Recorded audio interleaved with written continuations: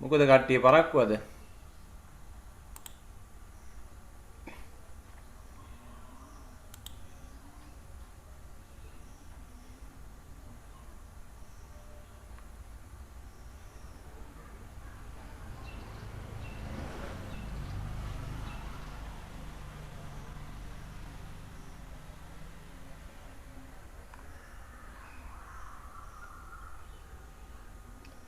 හරි අපි අනිත් අය එනකන් චුට්ටක් කතා කරමු. මේ අද තියෙන්නේ ඕගොල්ලන්ට ජීව විද්‍යා පාඩමක් ජෛව ගෝලය කියලා. ඒතර මේ ජෛව ගෝලය කියන පාඩමේ ආද ටිකක් දිග පාඩමක් තියෙන්නේ. අපිට සාමාන්‍යයෙන් සති දෙකක් විතර යන්න වෙයි මේ පාඩමත් එක්ක. සති දෙකක් සමහරට දෙකටත් වැඩිය.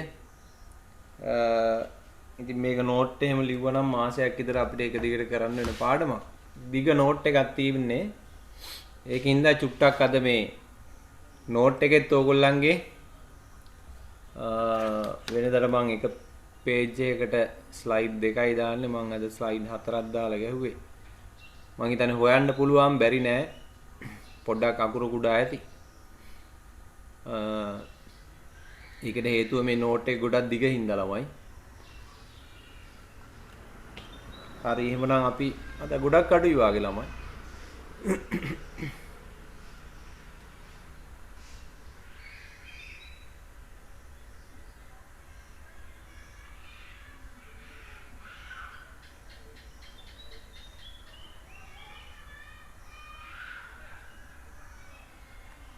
අපි පටන් ගමු නේද? හරි. වෙලා යන නිසා.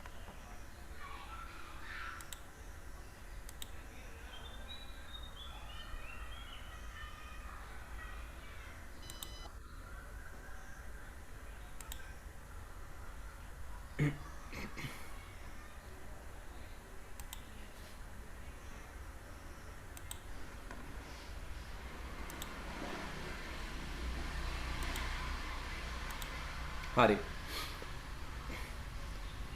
දැන් අපි මේ පාඩමේදී කතා කරන්නේ ජෛව විවිධත්වය ගැන. ජෛව විවිධත්වය කියන්නේ ළමයි අපේ පරිසරයේ ඉන්න ජීවීන් එකිනෙකට වෙනස්. සරලවම අපි මේකට කියනවා ජෛව විවිධත්වය නැත්නම් ජීවීන්ගේ විවිධත්වය කියලා. ඒතර ජෛව විවිධත්වයේ අංග ගණනාවක් තියෙනවා. දැන් අපේ පෘථුවිය ළමයි ජීවීන් වාසය කරන්න පුළුවන් කොටසක් තියෙනවා. පෘථුවියේ අපි ජීවීන් වාසය කරන කොටසට කියන්නේ ජෛව ගෝලය කියලා. මේ ජෛව ගෝලය කියන එකට, ඒ කියන්නේ පෘථුවිය මත ජීවීන් වාසය කරන කොටසට අපි කියනවා ජෛව ගෝලය කියලා. මේ ජෛව ගෝලයට අයිති වෙනවා කොටස් තුනක්. අපි ඒවට කියනවා ශිලා ගෝලය, ජල ගෝලය, වායු ගෝලය කියලා. ඕගොල්ලන්ට මේ පාඩමේ මේ ඉතිරි කොටස මේවා මේ ජෛව ගෝලය ගැන ලොකු පාඩමක් තියෙනවා 11 ශ්‍රේණියේ අවසාන පාඩම. 11 O level විභාගේ තනිකරම එක ප්‍රශ්නයක් හදනවා මේ ජෛව ගෝලයේ පාඩමේ. හැබැයි ඒකෙදි අපි මේ ඉගෙන ගන්න කොටසුත් ඉගෙන ගන්නවා මීට වැඩිය ගොඩක් වෙනස් විෂය කොටස් ඉගෙන ගන්න. විශේෂයෙන් පරිසර දූෂණය, මේ ජෛව ගෝලයේ ජෛව විවිධත්වයේ හායනයට බලපාන විවිධ කරුණු ඒ වගේ දේවල් අපි ඉගෙන ගන්නවා. ඒවයින් 11 ශ්‍රේණියේ O level විභාගයේ එක ප්‍රශ්නයක්ම අහනවා. ඉතින් ඒක නිසා මේක වැදගත් පාඩමක්. පාඩම ටිකක් දිගයි. ඕගොල්ලන්ට අහන් ඉන්න තියෙන්නේ. ඒ කියන්නේ මොනවා හරි ගැටලුවක් තියෙනවා නම් කියන්න මේ විස්තර ඇතුලේ. හරි. රයිට්. එතකොට මේ පෘථුවියේ ජීවීන් ඉන්න කොටසට අපි කියනවා ජෛව ගෝලය කියලා. කියන්නේ ජීවීන්ට ජීවත් වීමට පුළුවන් ප්‍රදේශයට අපි කියන්නේ ජෛව ගෝලය කියලා. ඒතර ජෛව ගෝලයේ දැන් අපේ ජීවීන් වාසය කරන ගොඩබිම කොටසට අපි කියනවා ශිලා ගෝලය කියලා. ඒ වගේම අපි දන්නවා අපේ පෘථුවියේ 3න් 2ක් පිරීලා තියෙන ජලය. සාගරවල. නේද? ගංගා ඇලදොල ඔය සාගර ඔය ඔක්කොම ගත්තාම අපේ පෘථුවි ගෝලයෙන් 3න් 2ක් ජලයෙන් වැහිලා තියෙනවා. ඒතර මේ ජලයෙන් වැහිච්ච කොටසට අපි කියනවා ජල ගෝලය කියලා. ඒකට කියන්නේ ජල ගෝලය කියලා. ඊට පස්සේ අපේ පෘථුවිය වටා තියෙන වායු ගෝලයේ කිසියම් සීමාවකට ජීවීන් ඉන්නවා ළමයි. වායු ගෝලයේ ඉහළම කොටසේ ජීවීන් ජීවත් වෙන්නේ නැහැ කියලා තමයි විද්‍යාඥයෝ කියන්නේ. හැබැයි වායු ගෝලයේ තරමක් ඉහළට යනකන් ජීවීන් වාසය කරනවා. ඒතර මේ කොටසට අපි කියනවා වායු ගෝලය. ඒතර මේ කොටස් තුන එකතු වුනහම තමයි ජෛව ගෝලය කියන එක හැදෙන්නේ. ඒතර මේ ජෛව ගෝලයේ විශාල විවිධත්වයක් තියෙනවා. විවිධත්වයක් කියන්නේ වෙනස්කම් තියෙනවා. දැන් මේ ජෛව ගෝලයේ වෙනස්කම් ගත්තොත් අපි ඉස්සෙල්ලාම ළමයි කතා කරනවා පරිසර පද්ධති විවිධත්වය කියලා. හරි? පරිසර පද්ධති විවිධත්වය. පරිසර පද්ධති විවිධත්වය කියන්නේ මෙහෙම එකක්. අපේ පෘථුවියේ විවිධ පරිසර තියෙනවා. එකිනෙකට වෙනස් විවිධ පරිසර. හැමතැනම එක වාගේ නෙවෙයි ළමයි. දැන් අපි ජීවත් වෙන ප්‍රදේශයට වඩා අපි ගියොත් පුත්තලම මන්නාරම් පැත්තට එහෙ පරිසරය වෙනස්. නේද? පරිසර සාධක එහෙ වෙනස්. උෂ්ණත්වය වෙනස්. වායු ගෝලයේ ආර්ද්‍රතාවය වෙනස්. එහෙ වැවෙන ගස් කොළන් වෙනස්. අපේ පැත්තට වගේ නෙවෙයි. ඒතකොට මෙන්න මේ විදිහට පෘථුවියේ තියෙන එකිනෙකට වෙනස් විවිධ පරිසර පද්ධති වලට අපි කියනවා පරිසර පද්ධති විවිධත්වයක් තියෙනවා කියලා. මේක තමයි පරිසර පද්ධති විවිධත්වය කියලා හඳුන්වන්නේ. මුළු ලෝකෙම ගත්තාම ළමයි විශාල පරිසර පද්ධති විවිධත්වයක් තියෙනවා. දැන් බලන්න මේ රූප සටහන් වල තියෙනවා අපේ පෘථුවියේ තියෙන එකිනෙකට වෙනස් පරිසර පද්ධති කීපයක්. එකක් තමයි වනාන්තරයක් තියෙනවා. ඊට පස්සේ වනාන්තරයකට වැඩිය කඩොලාන පරිසර පද්ධතියක ස්වභාවය වෙනස්. කඩොලාන පරිසර පද්ධතියක වෙනස් විශේෂම ජීවීන් ශාක හා සත්තු ජීවත් වෙනවා. ඒවා වැවෙන ශාකවල විශේෂ ලක්ෂණ තියෙනවා. ඒතර පරිසර සාධකත් වෙනස් කඩොලාන පරිසරයේ. ජලයේ ස්වභාවය වෙනස්, කිවුල් වතුර තියෙන්නේ. හැමදාම පස ජලයෙන් යට වෙලා තියෙන්නේ. මේ වගේ වෙනස් ලක්ෂණ තියෙනවා කඩොලාන පරිසරයක. වනාන්තරයකට වඩා වෙනස්. ඊට පස්සේ තන බිමක්. තන බිමක් කියන්නේ ළමයි දැන් අපි ඔයගොල්ලෝ ගින් තියනවද දන්නේ නැහැ හෝටන් තැන්න වාගේ. ඒ වාගේකට අපි කියනවා තන බිමක් කියලා. ඒතකොට මේ තන බිමක විශාල ශාක නැහැ. අතරින් පතර කුඩා මේ ශාක කීපයක් තියෙන්න පුළුවන්. නමුත් ගොඩාක් තියෙන්නේ තෘණ ශාක. තනකොළ වර්ග. ඉතින් මෙන්න මේ විදිහට ඊට පස්සේ මුහුදු වෙරළා. ඉතින් මේ තියෙන්නේ අපේ ලංකාවේ තියෙන එකිනෙකට වෙනස් ලක්ෂණ සහිත පරිසර පද්ධති කීපයක්. හරි. ඒතකොට පරිසර පද්ධති විවිධත්වය ගත්තාම ඒ පරිසර පද්ධති වල ජීවත් වෙන ශාක හා සත්තු වෙනස්. ඒ වගේම ඒවැ පාරිසරික සාධකත් වෙනස් වෙනවා. දේශගුණික සාධක, ඒ කියන්නේ වර්ෂාපතනය වෙනස්, උෂ්ණත්වය වෙනස්. මෙන්න මේ වාගේ විශාල විවිධත්වයක් තියෙනවා මේ පරිසර පද්ධති අතර. ඒතකොට එහෙනම් අපි ඒකට හඳුන්වනවා, ඒකට කියනවා අපි පරිසර පද්ධති විවිධත්වය කියලා. හරි? ඊළඟට දැන් අපි පරිසර පද්ධතියක් ඇතුළට ගියාම ළමයි ඒකේ තියෙනවා විශේෂ විවිධත්වයක්. විශේෂ විවිධත්වයක් කියන්නේ මෙහෙම එකක්. අපි ජීවත් වෙන පරිසරවල එකිනෙකට වෙනස් ජීවි විශේෂ රාශියක් ජීවත් වෙනවා. අපි ශාක ගත්තොත් ශාකත් එහෙමයි. ශාක විවිධ ශාක තියෙනවා. දැන් ඕගොල්ලන්ගේ ගෙදර ගෙවල් වල බලන්නකෝ. ඕගොල්ලන්ගේ ගෙදර පරිසරය වෙන. එතනින් එහාට යන්න ඕනේ නැහැ. ඕගොල්ලන්ගේ ගෙදර වත්තේ විවිධ වර්ගයේ ගස් කොළන් තියෙනවා. නේද? එතකොට ඒ වාගේ විවිධ විශේෂයේ ශාක ඉන්නවා. විවිධ විශේෂයේ සතුන් ඉන්නවා අපේ පරිසරේ. මේ ශාක හා සත්තු ගත්තාම සමහරලාට පීවියයට පේන්නේ නැති අය ඉන්නවා ශුද්‍ර ජීවීන්. ඉතින් අපිට ගණින්න බැරි තරම් විශාල ජීවීන් ප්‍රමාණයක් කිසියම් පරිසර පද්ධතියක වාසය කරන්න පුළුවන්. ඒතර මෙන්න මේ විදිහට එකිනෙකට වෙනස් ජීවි විශේෂ පවතින එකට අපි කියනවා විශේෂ විවිධත්වය කියලා. ජීවි විශේෂ අතර පවතින විවිධත්වයට අපි කියනවා විශේෂ විවිධත්වය කියලා. ඒතර අපි ජීවි විශේෂයක් ගත්තොත් ඒගොල්ලන්ගේ ශරීර ස්වභාවය වෙනස් වෙනවා. අපි සත්තුන්ගෙන් ගත්තොත්. නේද? ඒගොල්ලන්ගේ පෝෂණ රටාව වෙනස් වෙනවා. ඒ කියන්නේ ඒගොල්ලෝ කෑම ගන්න. සමහර අය ඉන්නවා ළමයි ශාක භක්ෂක සත්තු. සමහර අය මාංශ භක්ෂක අය ඉන්නවා. සමහර අය සර්ව භක්ෂක අය ඉන්නවා. ඒ විතරක් නෙවෙයි දැන් අපි මාංශ භක්ෂක අය කියමුකෝ. මාංශ භක්ෂක අය ළමයි ඒ අය අතරත් විවිධත්වයක් තියෙනවා. සමහර අය ඉන්නවා අපි කියනවා ඒගොල්ලෝ සත්තුන්ව මරාගෙන කනවා. විලෝපිකයෝ අය. සමහර අය ඉන්නවා පරපෝෂිතයෝ. දැන් කිනිතුල්ලෙක් එයා මාංශ භක්ෂකයෙක්. එයා ලේනි බොන්නේ. නමුත් එයා සතාව මරාගෙන කන්නේ නැහැ. ටික ටික පෝෂණය උරා ගන්නවා. ඒ වාගේ ඇයට ඉන්නේ පරපෝෂිතයෝ කියලා. ඒතර පෝෂණ රටාව වෙනස් වෙනවා ඒගොල්ලන්ට.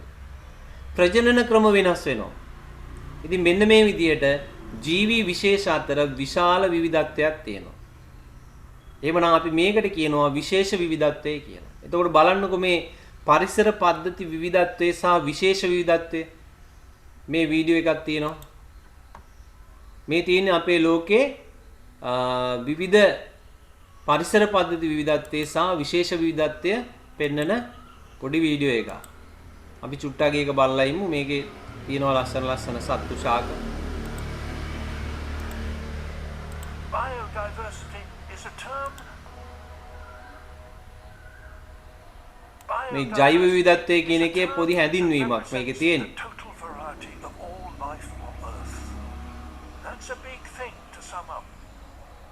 Thousands of different wild habitats, millions of different species, billions of different individuals, and the trillions of different characteristics they all have.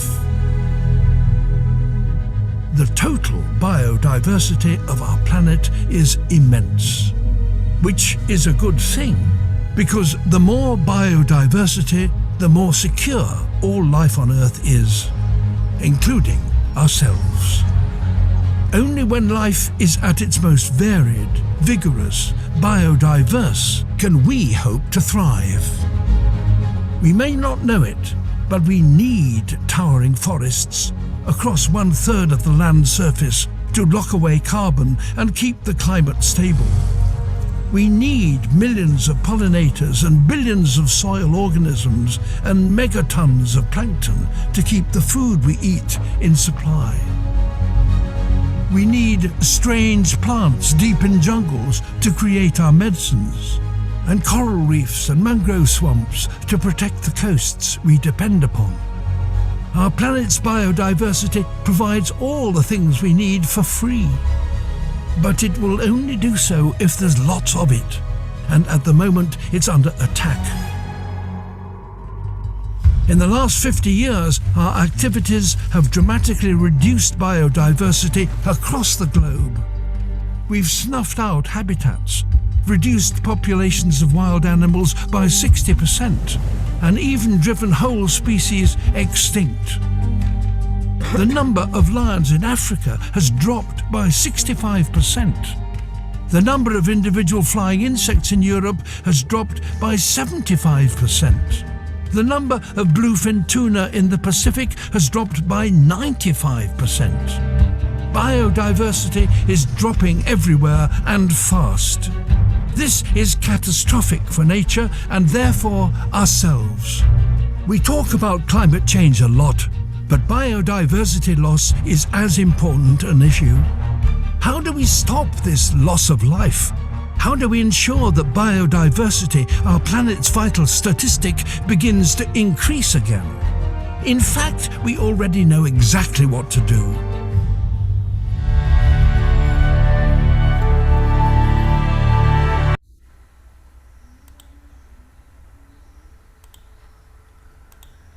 හරි. එතකොට මේ විදිහට මේ ඒ වීඩියෝ එකේ තිබ්බ ළමයි අපේ පරිසර විවිධත්වයේ ජෛව විවිධත්වයේ සහ නේද මේ පහුගිය කාලේ කියන්නේ මේ අපේ ලංකාවට විතරක් සුවිශේෂී දෙයක් නෙවෙයි.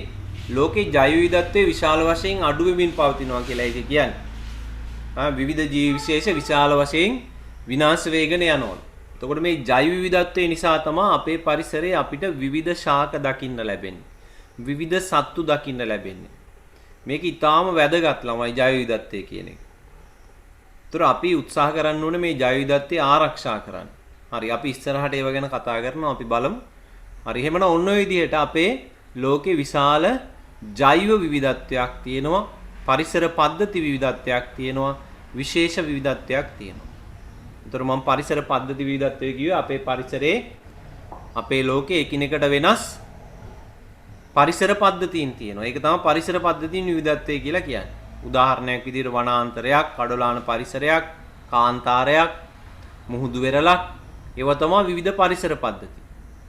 ඊළඟට මේ පරිසර පද්ධතියක් ඇතුලේ ඉන්න ජීවි විශේෂ අතරත් විශාල විවිධත්වයක් තියෙනවා. අපි ඒකට කියනවා විශේෂ විවිධත්වය කියලා.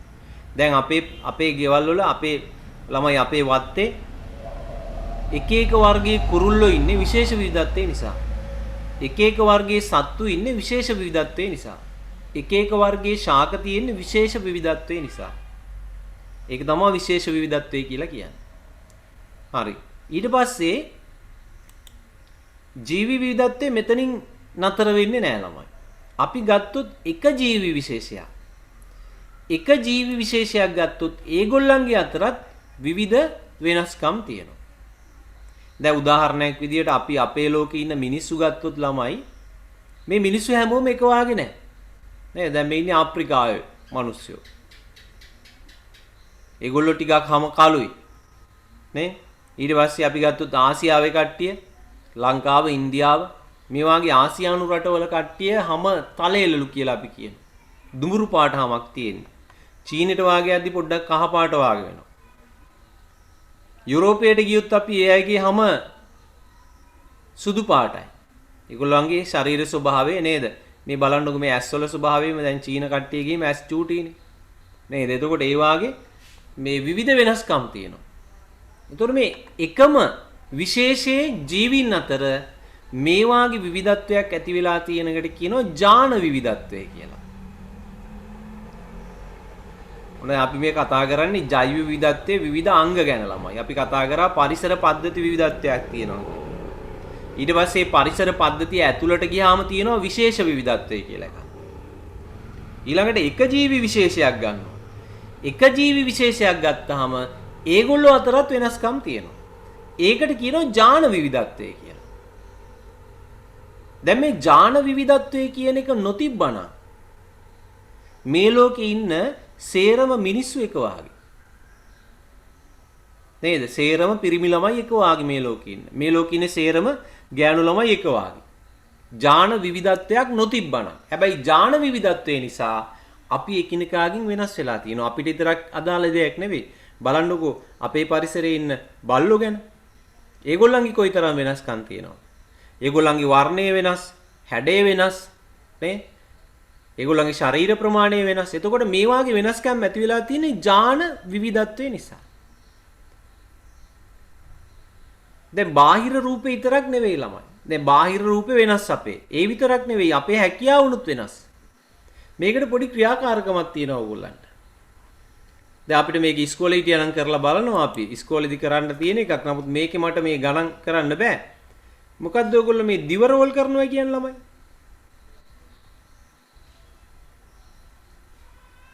මේකේ තියෙනවා බලන්න එකම විශේෂයට අයත් ජීවීන් තුල වෙනස්කම් තිබේද? දැන් අපි මිනිසා කියන්නේ Homo sapiens කියලා ඔයගොල්ලන්ට පස්සේ ඉගෙන ගන්න පුළුවන්. අපේ විශේෂයේ නම Homo sapiens. එතකොට එකම විශේෂයට අයත් ජීවීන් තුල වෙනස්කම් තිබේද? ඒ පිළිබඳව සොයා බැලීමට පහත ක්‍රියාකාරකමේ නිරත වෙමු. ඔබේ පන්තියේ සිටින සියලුම සිසුන්ගෙන් බාහිර ලක්ෂණ වගුවේ නිරීක්ෂණය කරන්න. එම නිරීක්ෂණ ඇසුරින් වගුව පිටපත් කරගෙන සම්පූර්ණ කරන්න. ලක්ෂණේ දිව රෝල් කර හැකි. මොකද්ද දිව රෝල් කරනවා කියන්නේ ළමයි? දිව රෝල් කරනවා කියන්නේ මොකද්ද? ඔයගොල්ලන්ට පුළුවන්ද දිව රෝල් කරන්න? ඔව් සර්. පුළුවන්. අපිට පෙන්වන්න බැයිද?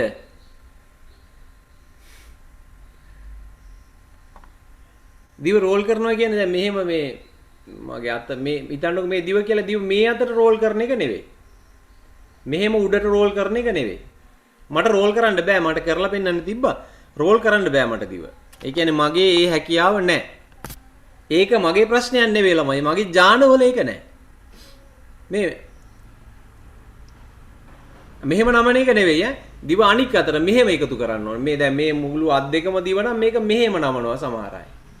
මෙහෙම රවුමට රෝල් කරන්න පුළුවන්. ඒතර ඒකට කියනවා අපි දිව රෝල් කිරීමේ හැකියාව කියලා. බලන්න සමහර අයට පුළුවන්. ඒතර ඕගොල්ලෝ මෙහෙමයි දිව රෝල් කරන්න ඔයගොල්ලන්ට පුළුවන් නම් බලන්න ඔයගොල්ලන්ගේ අම්මට තාත්තට ළඟම ඥාතීන්ට මේ හැකියාව තියෙනවා. ඒ කියන්නේ අපේ තාත්තට පුළුවන්. එතකොට ඒක ඔයගොල්ලන්ගේ පරම්පරාවෙන් එන එකක්. එතකොට ඔයාට තාත්තගෙන් තමයි ඒ ලක්ෂණය ඇවිල්ලා තියෙන්නේ. හරි? ඊට පස්සේ නිදහස් කම්පෙති ඇති බද්ධ කම්පෙති ඇති කියලා එකක් තියෙනවා. මොකද්ද මේ නිදහස් කම්පෙත්ත බද්ධ කම්පෙත්ත කියන්නේ? නිදහස් කම්පෙති බද්ධ කම්පෙති මං චුට්ටක් මේකේ මඳින්නම් මවුස් එකෙන්. මෙන්න මෙහෙම. දැන් හිතන්නකෝ මෙහෙම තියනවා කියලා මේ ඔළුව. එතකොට බද්ධ කම්පෙත්ත කියන්නේ මෙහෙම මේ විදියට ඔහොම ඇවිල්ලා ඔන්නෝම කම්පෙත්ත තියෙනවා. නිදහස් කම්පෙති කියන්නේ මෙහෙම හිස තියෙනවා නම් මෙහෙම කම්පෙත්ත ඇවිල්ලා චුට්ටක් මෙහෙම එල්ලෙනවා. අර බුදුහාමුදුරන්ගේ වාගේ එහෙම ලොකුවට එල්ලෙන්නේ නැහැ. එහෙම ඒක ලම්බකර්ණ රාජවංශයලුනේ ඒක නේද? කොහරි මෙන්න මේ විදිය. එතකොට මේක තමයි මොකද්ද නිදහස් කම්පෙති කියන්නේ මේක. මේක බද්ධ කම්පෙති. ඒතර බලන්න ඕගොල්ලන්ගේ මොන જાති කම්පෙත්තද තියෙන්නේ කියලා. ඒතර බද්ධ කම්පෙති තියෙනවා නම් ඒක පරම්පරාවෙන් එන එකක්. නිදහස් කම්පෙති තියෙනවා නම් ඒකත් එහෙම තමයි. ඕගොල්ලන්ගේ පරම්පරාවේ තියෙන එකක් නිදහස් කම්පෙති. මේ මගෙත් බොහෝ විට තියෙන නිදහස් කම්පෙති. පේන්නේ නැහැ මෙතන ටිකක් කරුවලා ලයිට් එක පැත්තෙන් වදින්න. මේ පැත්තේ කනේ පේනවද පොඩ්ඩක්. හරි පහලට එල්ලෙන ඒ වාගේ කම්පෙත්තක් තියෙනවා නම් නිදහස් කම්පෙති කියලා ඒකට කියන්නේ. බලන්න ඕගොල්ලන්ගේ මොන වගේ තියෙන. ඊට පස්සේ කළු ඇස් සහ දුඹුරු ඇස්. දැන් අපේ නම් දුඹුරු ඇස් තියෙන අය ගොඩාක් අඩුයි. නමුත් කලාතුරකින් අපේ ඉස්කෝලවල පන්තිවල ඉන්නවා දුඹුරු ඇස් තියෙන ළමයි. ඒතොර දුඹුරු ඇස් තියෙන ළමයින්ගේ බලන්න අනිවාර්යෙන් දෙමව්පියන්ගේ එක්කෙනෙකුගේ හරි මේ ලක්ෂණේ තියෙනවා. පරම්පරාවෙන් පරම්පරාවට යන එකක්. එතකොට ඒක අපේ ජානවල තමයි තියෙන්නේ. ජානවලින් තමයි ලක්ෂණේ එන්නේ. ඊට පස්සේ ඍජු හිසකෙස් රැලි ගැසුණු හිසකෙස්. රැලි ගැසුණු හිසකෙස් තියෙන ළමයි ඉන්නවනේ. බලන්න ඔයගොල්ලන්ගේ අම්මගේ හරි තාත්තගේ හරි මේ ලක්ෂණේ අනිවාර්යයෙන්ම තියෙනවා. මං හිතන්නේ එහෙම අපේ පන්ති වලත් ඉන්න ළමයි කීප දෙනෙක් හරි ඇති. රැලි ගැසුණු හිසකෙස් තියෙනවා නම් ඒක පරම්පරාවෙන් එන ලක්ෂණයක්. ජානවල තියෙන ලක්ෂණයක්.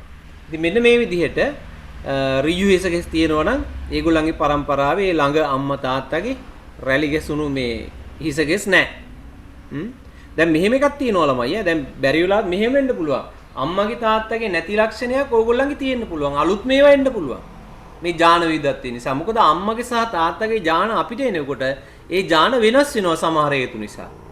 සමහරලාට ආච්චිගේ සීයාගේ ලක්ෂණ එනවා. අම්මගේ තාත්තගේ නැති ආච්චිගේ සීයාගේ තියෙන ඒවා එනවා.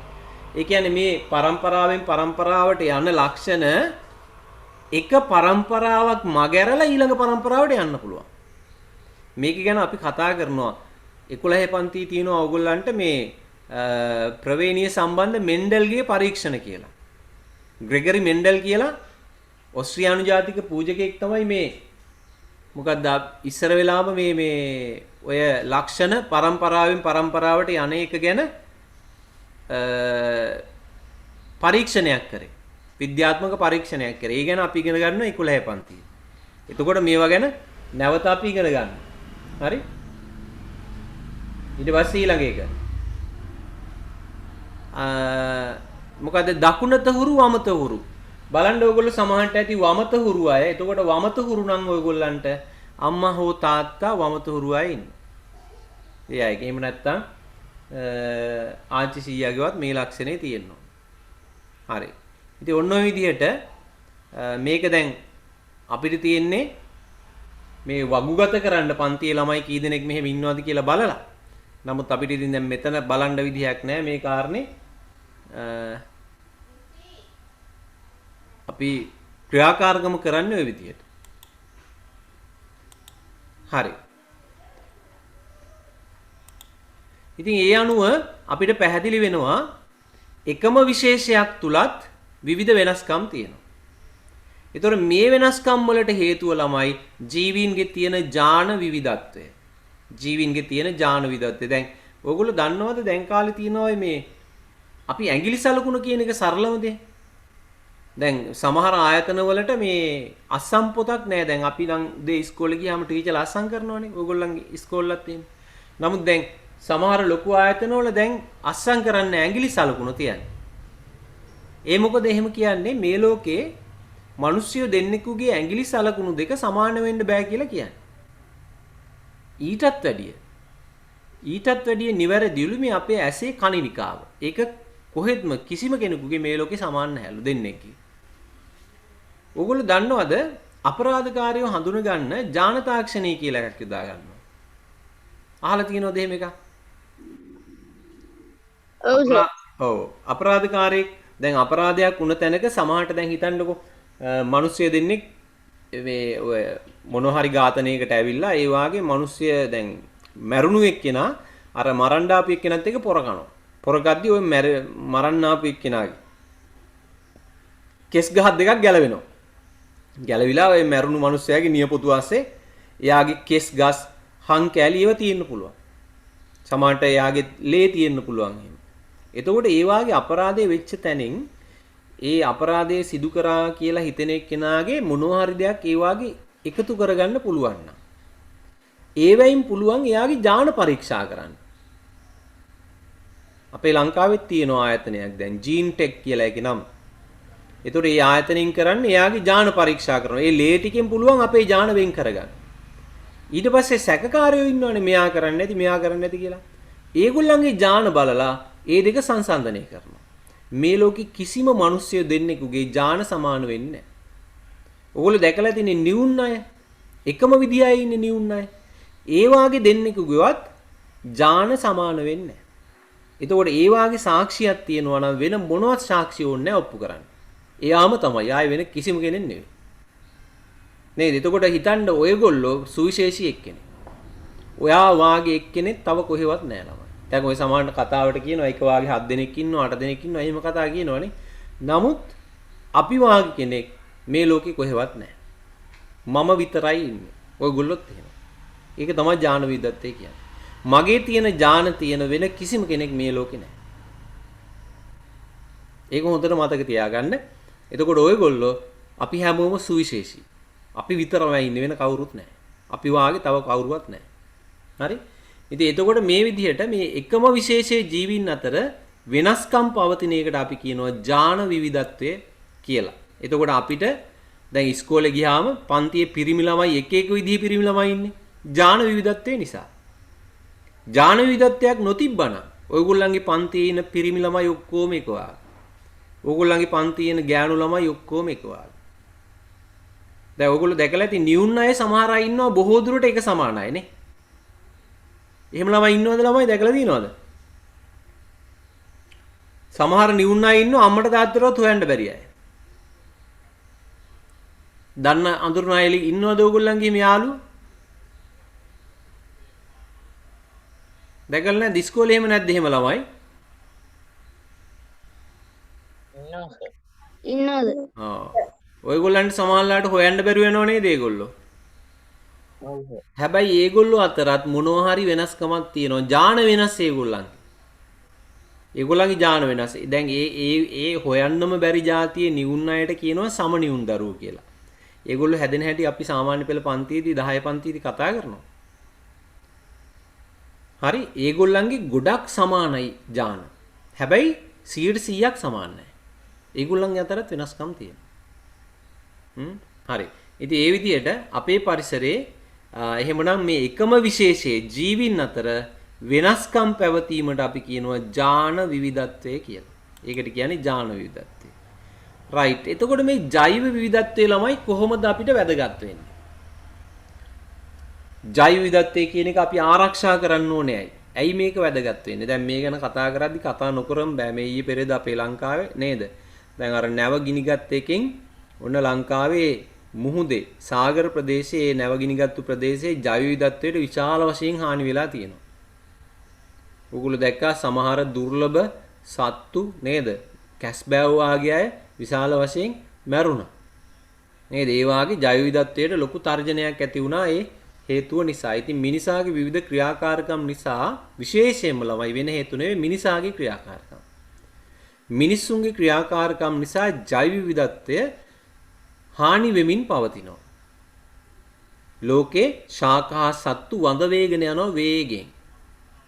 දැන් ඉස්සර අපි පොඩි කාලේ ළමයි සමනල්ලු හිටියා එක එක જાතියයි.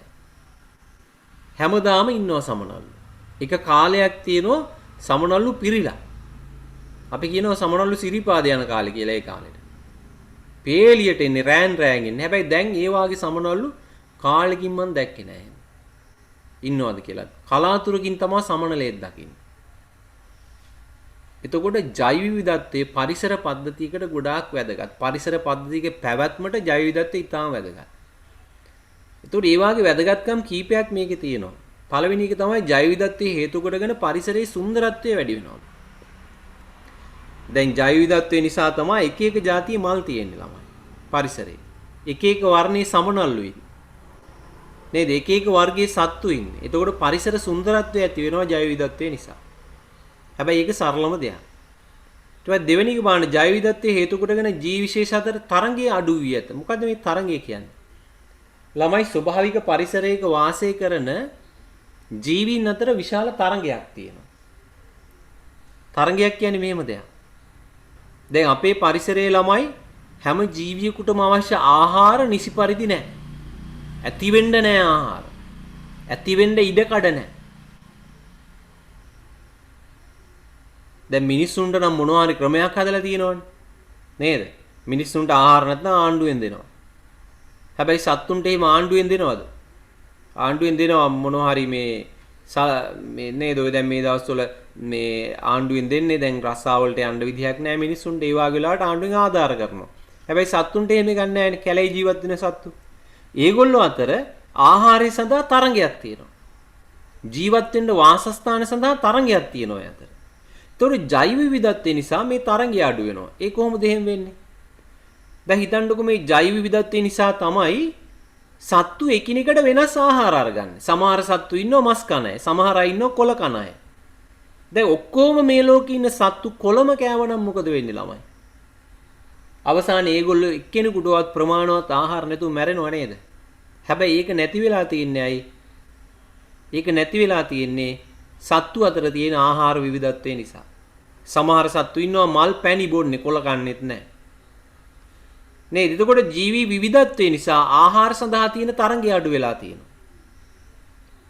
එතකොට බලන්න ජීවින් ජීවත් වෙන්නේ එක එක පරිසරවල. සමහර අය ජලයේ ජීවත් වෙනවා, සමහර අය ගොඩබිමේ ඉන්නවා, සමහර අය පස් යට ඉන්නවා.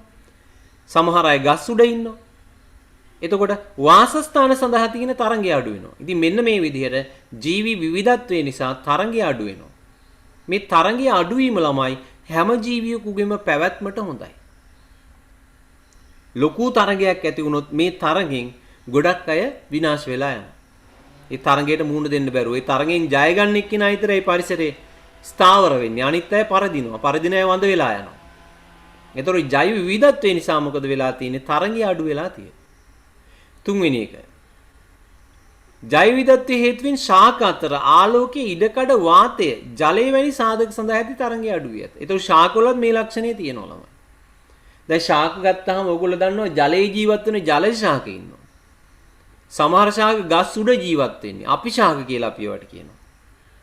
සමහර ඒවා වැල් ආරෝහක ශාක. මේ වගේ විශාල ශාක විවිධත්වයක් තියෙනවා. ඒතකොට මේ විවිධත්වය නිසා බලන්න ඉරේලිය සඳහා තියෙන තරංගය අඩු වෙනවා.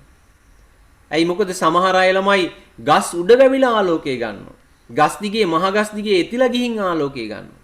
ඔක්කොම පොළොව මත වැදුනා නම් පොළොවේ තියෙන ජලය උරා ගන්න ලොකු තරංගයක් ඇති වෙනවා. හැබැයි ඒගොල්ලෝ ජීවත් වෙන වාසස්ථාන වෙනස්.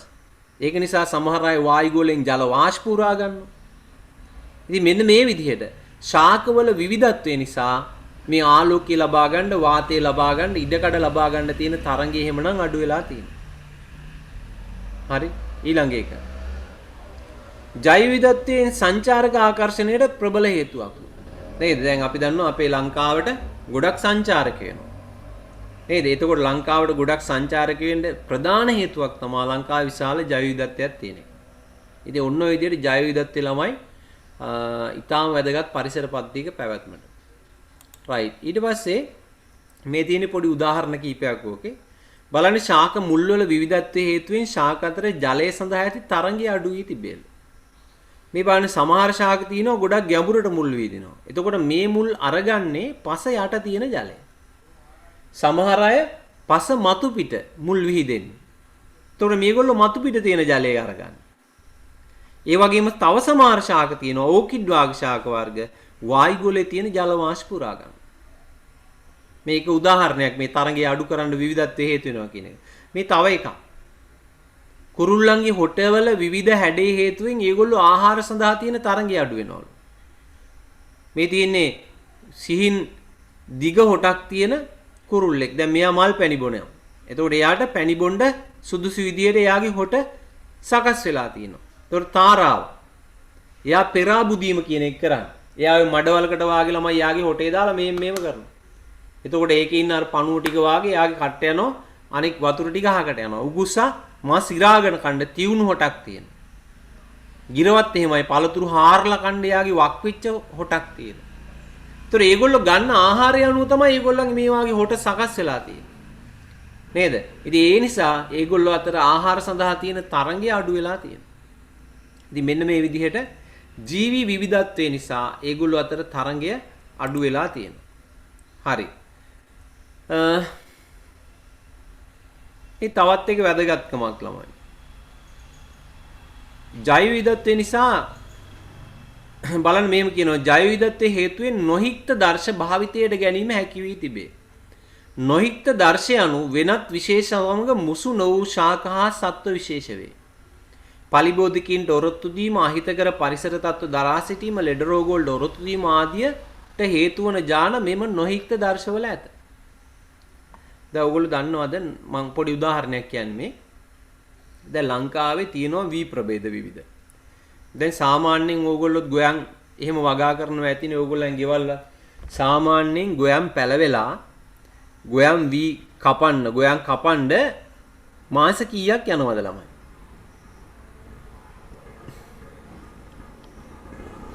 අපි අහලා තියෙන හැටියට සාමාන්‍යයෙන් මාස 3 මාස 3මාර එහෙම කියලා කියන්නේ. හැබැයි අපේ ලංකාවේ පැරණි වී ප්‍රභේද තියෙනවා. ඒවා පැහිලා කරල් ටික අපිට කපා ගන්න මාස 6කට වඩා වැඩි කාලයක් යනවා. දැන් ළමයි ඔය අලුත් වී ප්‍රභේද හදලා තියෙන්නේ දෙමුහුම් ක්‍රම මගින්. දෙමුහුම් ක්‍රම කියන්නේ මොනවද? ලංකාවේ ගොයන් ගහක් ගන්නවා. තව කොහේ හරි වී වැවෙන මේ රටක තියෙන ගොයන් ගහක් ගන්නවා. මේ දෙක මුහු කරනවා. මුහු කරන්නේ කොහොමද? ලංකාවේ ගොයන් ගහේ මල් පිපෙන්න හරිනවා. අරකෙත් ගොයන් ගහ හිටවල මල් පිපෙන්න හරිනවා. එතකොට ලංකාවේ ගොයන් ගහේ කලංකයේ මත අරගොල්ලන්ගේ පරාග තැම්පත් කරනවා. තැම්පත් කරලා ඒවෙන් වී යට ගන්නවා. මුහු කරනවා. දැන් අපේ ලංකාවේ ළමයි ඔයගොල්ලෝ දන්නවද මේ ලෝකේ හොඳම ටෙඩියන්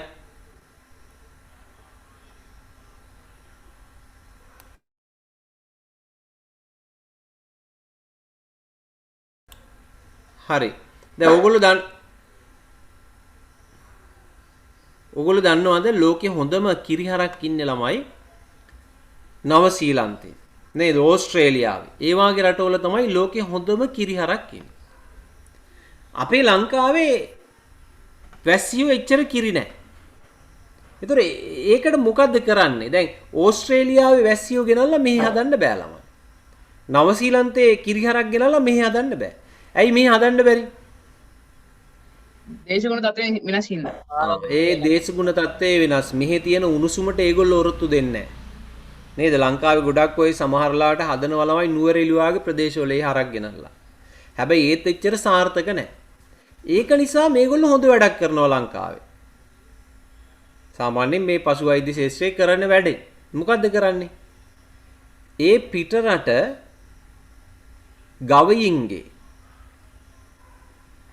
ඒගොල්ලන්ගේ ජන්මාණු ගෙනල්ලා අපේ මෙහෙ ඉන්න සත්තුත් එක්ක මුහු කරනවා. මෙහෙ ඉන්න හරක්ගේ ඒව මුහු කරනවා. එහෙම නැත්නම් ඒ සත්තු එකතු කරනවා. අපේ ලංකාවේ කට්ටියයි එහෙ කට්ටියයි මුහු කරනවා. දැන් අපේ ලංකාවේ සමහර ළමයි මේ දැන් අපේ ලංකාවේ ජීවත් වෙන මේ කාන්තාව පිරිමි අය පිටරටවල අයත් එක්ක විවාහ වෙන්නේ. නේද? එතකොට ඒ උපදින දරුවෝ ඒ දෙන්නගේම ලක්ෂණ තියෙනවනේ. ඒ වාගේ තමයි.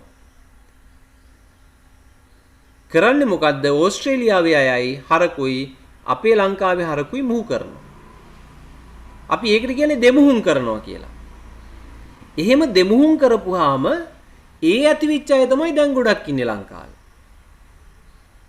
දැන් මේ ශාකවලත් සත්තුන්ගෙත් ඔහොම වැඩ තියෙනවා ගොඩක්. දැන් අපි දන්නවා අපි වර්තමානයේදී ගොඩක් හදන සත්තු ශාක ඔහොමයි ළමයි. නේද? අපි දැන් හදන්නේ බිත්තර ගොඩක් දාන කුකුල්ලු. එහෙම නැත්නම් මස් කන්න ඕන නම් අපි හදන්නේ ටක් ගාලා වේගෙන් වර්ධනය වෙන කුකුල්ලු හදන්නේ. බ්‍රොයිලර්ස් කියලා කියන්නේ. නේ? දවස් 35න් 40න් කිලෝ එකක් එකමාරක් හැදිලා. ඒ වාගේ. එතකොට මේ සත්තු හදලා තියෙන්නේ දෙමුහුම් ක්‍රමවලින්. දෙමුහුම් ක්‍රම කියන්නේ මේ වෙනත් ජීවින් දෙන්නෙක්. වෙනත් ජීවින් කියන්නේ මේ වෙන රටවල හරි නේද? ඒ වාගේ සත්තු මුහු කරලා තමයි මේ ජීවින් හදන්නේ. නේද? හැබැයි අපේ මේ පරිසරයේ ළමයි ඉන්නවා එහෙම මුහු නොවිච්ච ශාකහා සත්තු. ඒ අයට කියනවා නොහික්ත දර්ශ කියලා. සාමාන්‍ය විවාහාරයෙන් අපි ඔකට කියන්නේ වල් අය කියලා. වල් අඹ, වල් කොස් අහලා තියෙනවද ඔයගොල්ලෝ? වල් කොස් කියලා නම් අහලා නැහැ. වල් දෙල් කියලා අහලා තියෙනවා වන්නේ. වල් අඹ කියලා එහෙමනම් තියෙනවා. වල් දර්ශ කියලා ඔවට කියන්නේ. එතකොට අන්න ඒ වාගේ සත්තුන්ට කියනවා අපි නොහික්ත දර්ශ කියලා. ශාකහා සත්තු දෙගොල්ලන්ට. ඒතර මේගොල්ලන්ගේ ළමයි තියෙනවා විශේෂ ඥාන. අහිතකර පරිසර තත්ත්වවලට ඔරොත්තු දෙන විවිධ රෝගවලට ඔරොත්තු දෙන ඥාන තියෙනවා මේගොල්ලන්ගේ. එතකොට වර්තමානයේදී මෙන්න මේ ඥාන ඊටාම අධික වටිනාකමක් තියෙන. ළමයි ඔයගොල්ලෝ දන්නවද පිටරට සමහර සමාගම් වල ඒජන්තවරු ඒ සමාගම් වල නියෝජිතයෝ ලංකාවට එනවා. ලංකාවට ඇවිල්ලා මොකද කරන්නේ? සංචාරය කරනවා වගේ අපේ වනාන්තර වල යනවා. ලංකාවේ ගයිඩ්ලත් එක්ක යන්නේ. ගිහින් අපේ ඉන්න කෘමි සත්තු පැලෑටි ගලවලා හොරෙන් අරගෙන යනවා. සමහරලාට ආවේනික ශාක අරගෙන යනවා එහෙම. අරගෙන ගිහින් මේ කියන ඥාන වෙන් කරලා ඒගොල්ලෝ ඒවට බලපත්‍ර ගන්නවා. පේටන්ට් බලපත්‍ර කියලා කියන්නේ. එහෙම අරගත්තේ ඕන තරම් තියෙනවා දැන්. එහෙම අරගත්තු ඕන තරම් ඒවා තියෙනවා. ලංකාව විතරයි වැඩෙන්නේ. හැබැයි පේටන්ට් බලපත්‍ර තියෙන ජපානයේ. ඒතොර ඒගොල්ලෝ අපේ ඥාන හොරකම් කරගෙන ගිහින් ඒ බයින් බෙහෙත් හදලා ආපහු අපිටම විකුණනවා. හරි. ඉතින් ඒක නිසා මේ නොහික්ත දර්ශ කියනවා ඊටාම වැදගත්. ඒකට ජෛව විවිධත්වය නිසා මේ නොහික්ත දර්ශ ආරක්ෂා වෙලා තියෙනවා. හැබැයි අපි ඒව ආරක්ෂා කරගන්න ඕනේ. දැන් අපේ ගොඩාක් මිනිස්සු කරන්නේ ළමයි ගයිඩ්ලා එහෙම. ඒගොල්ලෝ මොකද කරන්නේ? ඒගොල්ලන්ට කීයක් හරි සල්ලි දුන්නාම ඒගොල්ලෝ හැමතැනම එක්කන් ගිහින් ඕන ගස් ටික ඒවත් එකතු කරලා දෙන අයන් තින්නවා. හරි. ඊට පස්සේ මේ ජෛව විවිධත්වයේ හේතුවෙන් ළමයි තවත් ඇති වෙන එකක් ඊළඟට කියන්නේ. මොකද්ද බලන්න මෙහෙම තියෙනවා. ජෛව විවිධත්වයේ හේතුවෙන් එක් ප්‍රදේශවලට ආවේනික ජීව විශේෂ වෙන් වී ඇත. එක් භූගෝලීය ප්‍රදේශයක හෝ රටක පමණක් දැකිය හැකි ජීව විශේෂ ආවේනික විශේෂ ලෙස හැඳින්වේ. දැන් අපේ ලංකාවට ආවේනික සත්තු කීප දෙනෙක් තමයි මේ ඉන්නේ. කැහිබෙල්ලා, වලි කුකුලා, රිලවා, බන්දුල පෙතියා නේද, අශෝක පෙතියා, පලා පොළඟ මේගොල්ලෝ අපේ ලංකාව විතරයි ඉන්නේ. එතකොට මේ වාගේ ආවේනික ජීව විශේෂ ඇති වෙලා තින්නේ ජෛව විවිධත්වයේ හේතුවෙන්. ඉතින් මෙන්න මේ වාගේ කරුණු නිසා අපි ජෛව විවිධත්වයේ ආරක්ෂා කළ යුතුයි. හරි. හැබැයි විවිධ හේතු නිසා ළමයි ජෛව විවිධත්වයට විශාල තර්ජන ඇති වෙලා තියෙනවා. සමහර ඒවා ස්වභාවික හේතු.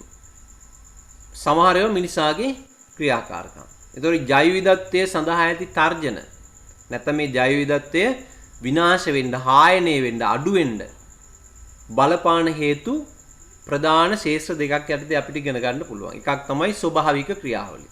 ස්වභාවික ක්‍රියාවලිය නිසා ජෛව විවිධත්වය හානි වෙලා තියෙනවා. මේ ඉන්න බලන්න සත්තු ඔයගොල්ලෝ දන්නවද කියලා මේ පළවෙනි එක්කිනාට අපි කියනවා ලෝම මැමත් නේද? ඔය කාටුන් එකක් ඉන්නව නේද? ඇනිමේෂන් චිත්‍රපටයක Ice Age බලනවා ඇති ඔයගොල්ලෝ බලලා ඇති. Ice Age එකේ ඉන්නේ කවුද? මෙයාගේ නම මැමත් කියලා කියන්නේ නේද? මැමත්. ඒතර මේ ලෝම මැමත් කියන එක්කෙනා දැන් ලෝකේ නෑ ළමයි. මේ ගොඩාක් මෑත අතීතයේ මෙයා වඳ වෙලා ගියපු එක්කෙනෙක්. ගොඩ ඈත අතීතේ නෙවෙයි. කියන්නේ අවුරුදු කෝටි ගානකට දහස් ගානක දැන් අනිත් පැත්තේ ඉන්න එක්කෙනා බලන්නකො. ඩයිනෝසරයෝ ලෝකෙන් වඳ වෙලා ගියා කියන අවුරුදු මිලියන ගානකට කලින්. හැබැයි මැමත් එහෙම නෙවෙයි. මැමත් මේ මෑත කාලේ කියන්නේ මේ අපි ජීවත් වෙච්ච කාලේ නෙවෙයි ළමයි. නමුත් මේ බොහොම මෑත ලෝකෙන් වඳ වෙලා ගියපු එක්කෙනෙක් කියලා කියන්නේ. ඒතකොට මේ මැමත්ලා වඳ වෙන්න හේතු උනේ ස්වභාවික උෂ්ණත්වයේ ඉහළ යාම. මේගොල්ලෝ ජීවත් වෙන්නේ සීත ප්‍රදේශවල, ද්‍රව ප්‍රදේශවල. ඒතකොට ඒ ප්‍රදේශවල උෂ්ණත්වයේ ඉහළ යාම නිසා තමයි මේ මැමත්ලා වඳ වෙලා ගියා කියලා කියන්නේ. හරි? තාමත් ළමයි සමහර මැමත්ලාගේ මමීකරණයට ලක් වෙච්ච ශරීර තියනවලු ওই ද්‍රව ප්‍රදේශවල අයිස් කුට්ටිය ඇතුලේ. ඒ කියන්නේ ඒගොල්ලෝ ලොකු කාලයකට කලින් වඳ වෙච්ච අය නෙවෙයි. ඊට පස්සේ ඩයිනෝසරයෝ නම් ගොඩක් මිලියන ගානකට කලින් මේගොල්ලෝ විනාශ වෙලා තියෙන්නේ. ඒගොල්ලෝ විනාශ වෙලා ගියා කියලා විද්‍යාඥයෝ සැක කරන්නේ උල්කාපාතයක් වෙట్లా නේ. ඒතර උල්කාපාතයක් පතිත වීම නිසා ඒ උල්කාපාතේ වැටිච්ච කම්පණයෙන් ළමයි ඉස්සෙල්ලාම මැරෙනවා මේගොල්ලෝ. ඊට පස්සේ මෙහෙමයි වුණයි කියන්නේ. ඊට පස්සේ උල්කාපාතේ නිසා ලොකු දූවිලි වලාකුළක් ඇති වුණාලු අපේ වායුගෝලේ. ඒ දූවිලි වලාකුළ නිසා පොළොවට ආලෝකය වැටෙන්නේ නැතුව ගියාලු. අවුරුදු ගණනාවක්. එතකොට මොකද වෙන්නේ ඊළඟට ශාක ටික විනාශ වෙලා ගියා. මැරුණා. මැරුණාට පස්සේ ඉතුරු ඩයිනෝසරයෝ ටිකත් වඳ වෙලා ගියා කියලා කියනවා. එහෙම තමයි කියන්නේ. ඊට පස්සේ ලැබුගිනි නිසා. ලැබුගිනි කියන්නේ මොනවද? වනාන්තර ඉබේම ගිනි ගන්නව නේද? විවිධ හේතු නිසා ගිනි ගන්න පුළුවන්. ලැබුගිනි ඇති වෙන්න පුළුවන්. වියලි කාලයේදී ළමයි වේලිච්ච ගස් එකට ඇතිල්ලෙනවා. එකට ඇතිලිලා ඒවා ගිනි ගන්නවා. ඉතින් ඒ වාගේ හේතු නිසා ලැබුගිනි ඇති වෙනවා. ලැබුගින්නක් ඇති වුණාම මේ ප්‍රදේශේ දැන් හිතන්නකො සමහර ශාක ළමයි දැන් හොඳ උදාහරණයක් තිබ්බා අපිට පහුගිය දවස්වල ආවා. මතකද ක්‍රූඩියා සෙලනිකා කියලා එකක්. මතක නම් කියන්නේ පහුගිය දවස්වල ටීවී එකේ හරියට ඇහුණා මේ නම ක්‍රූඩියා සෙලනිකා. ටීවී බලන්නේ නැද්ද ළමයි? බලනව නේද? කෝ බලමු නිවුස් අහන ළමයි.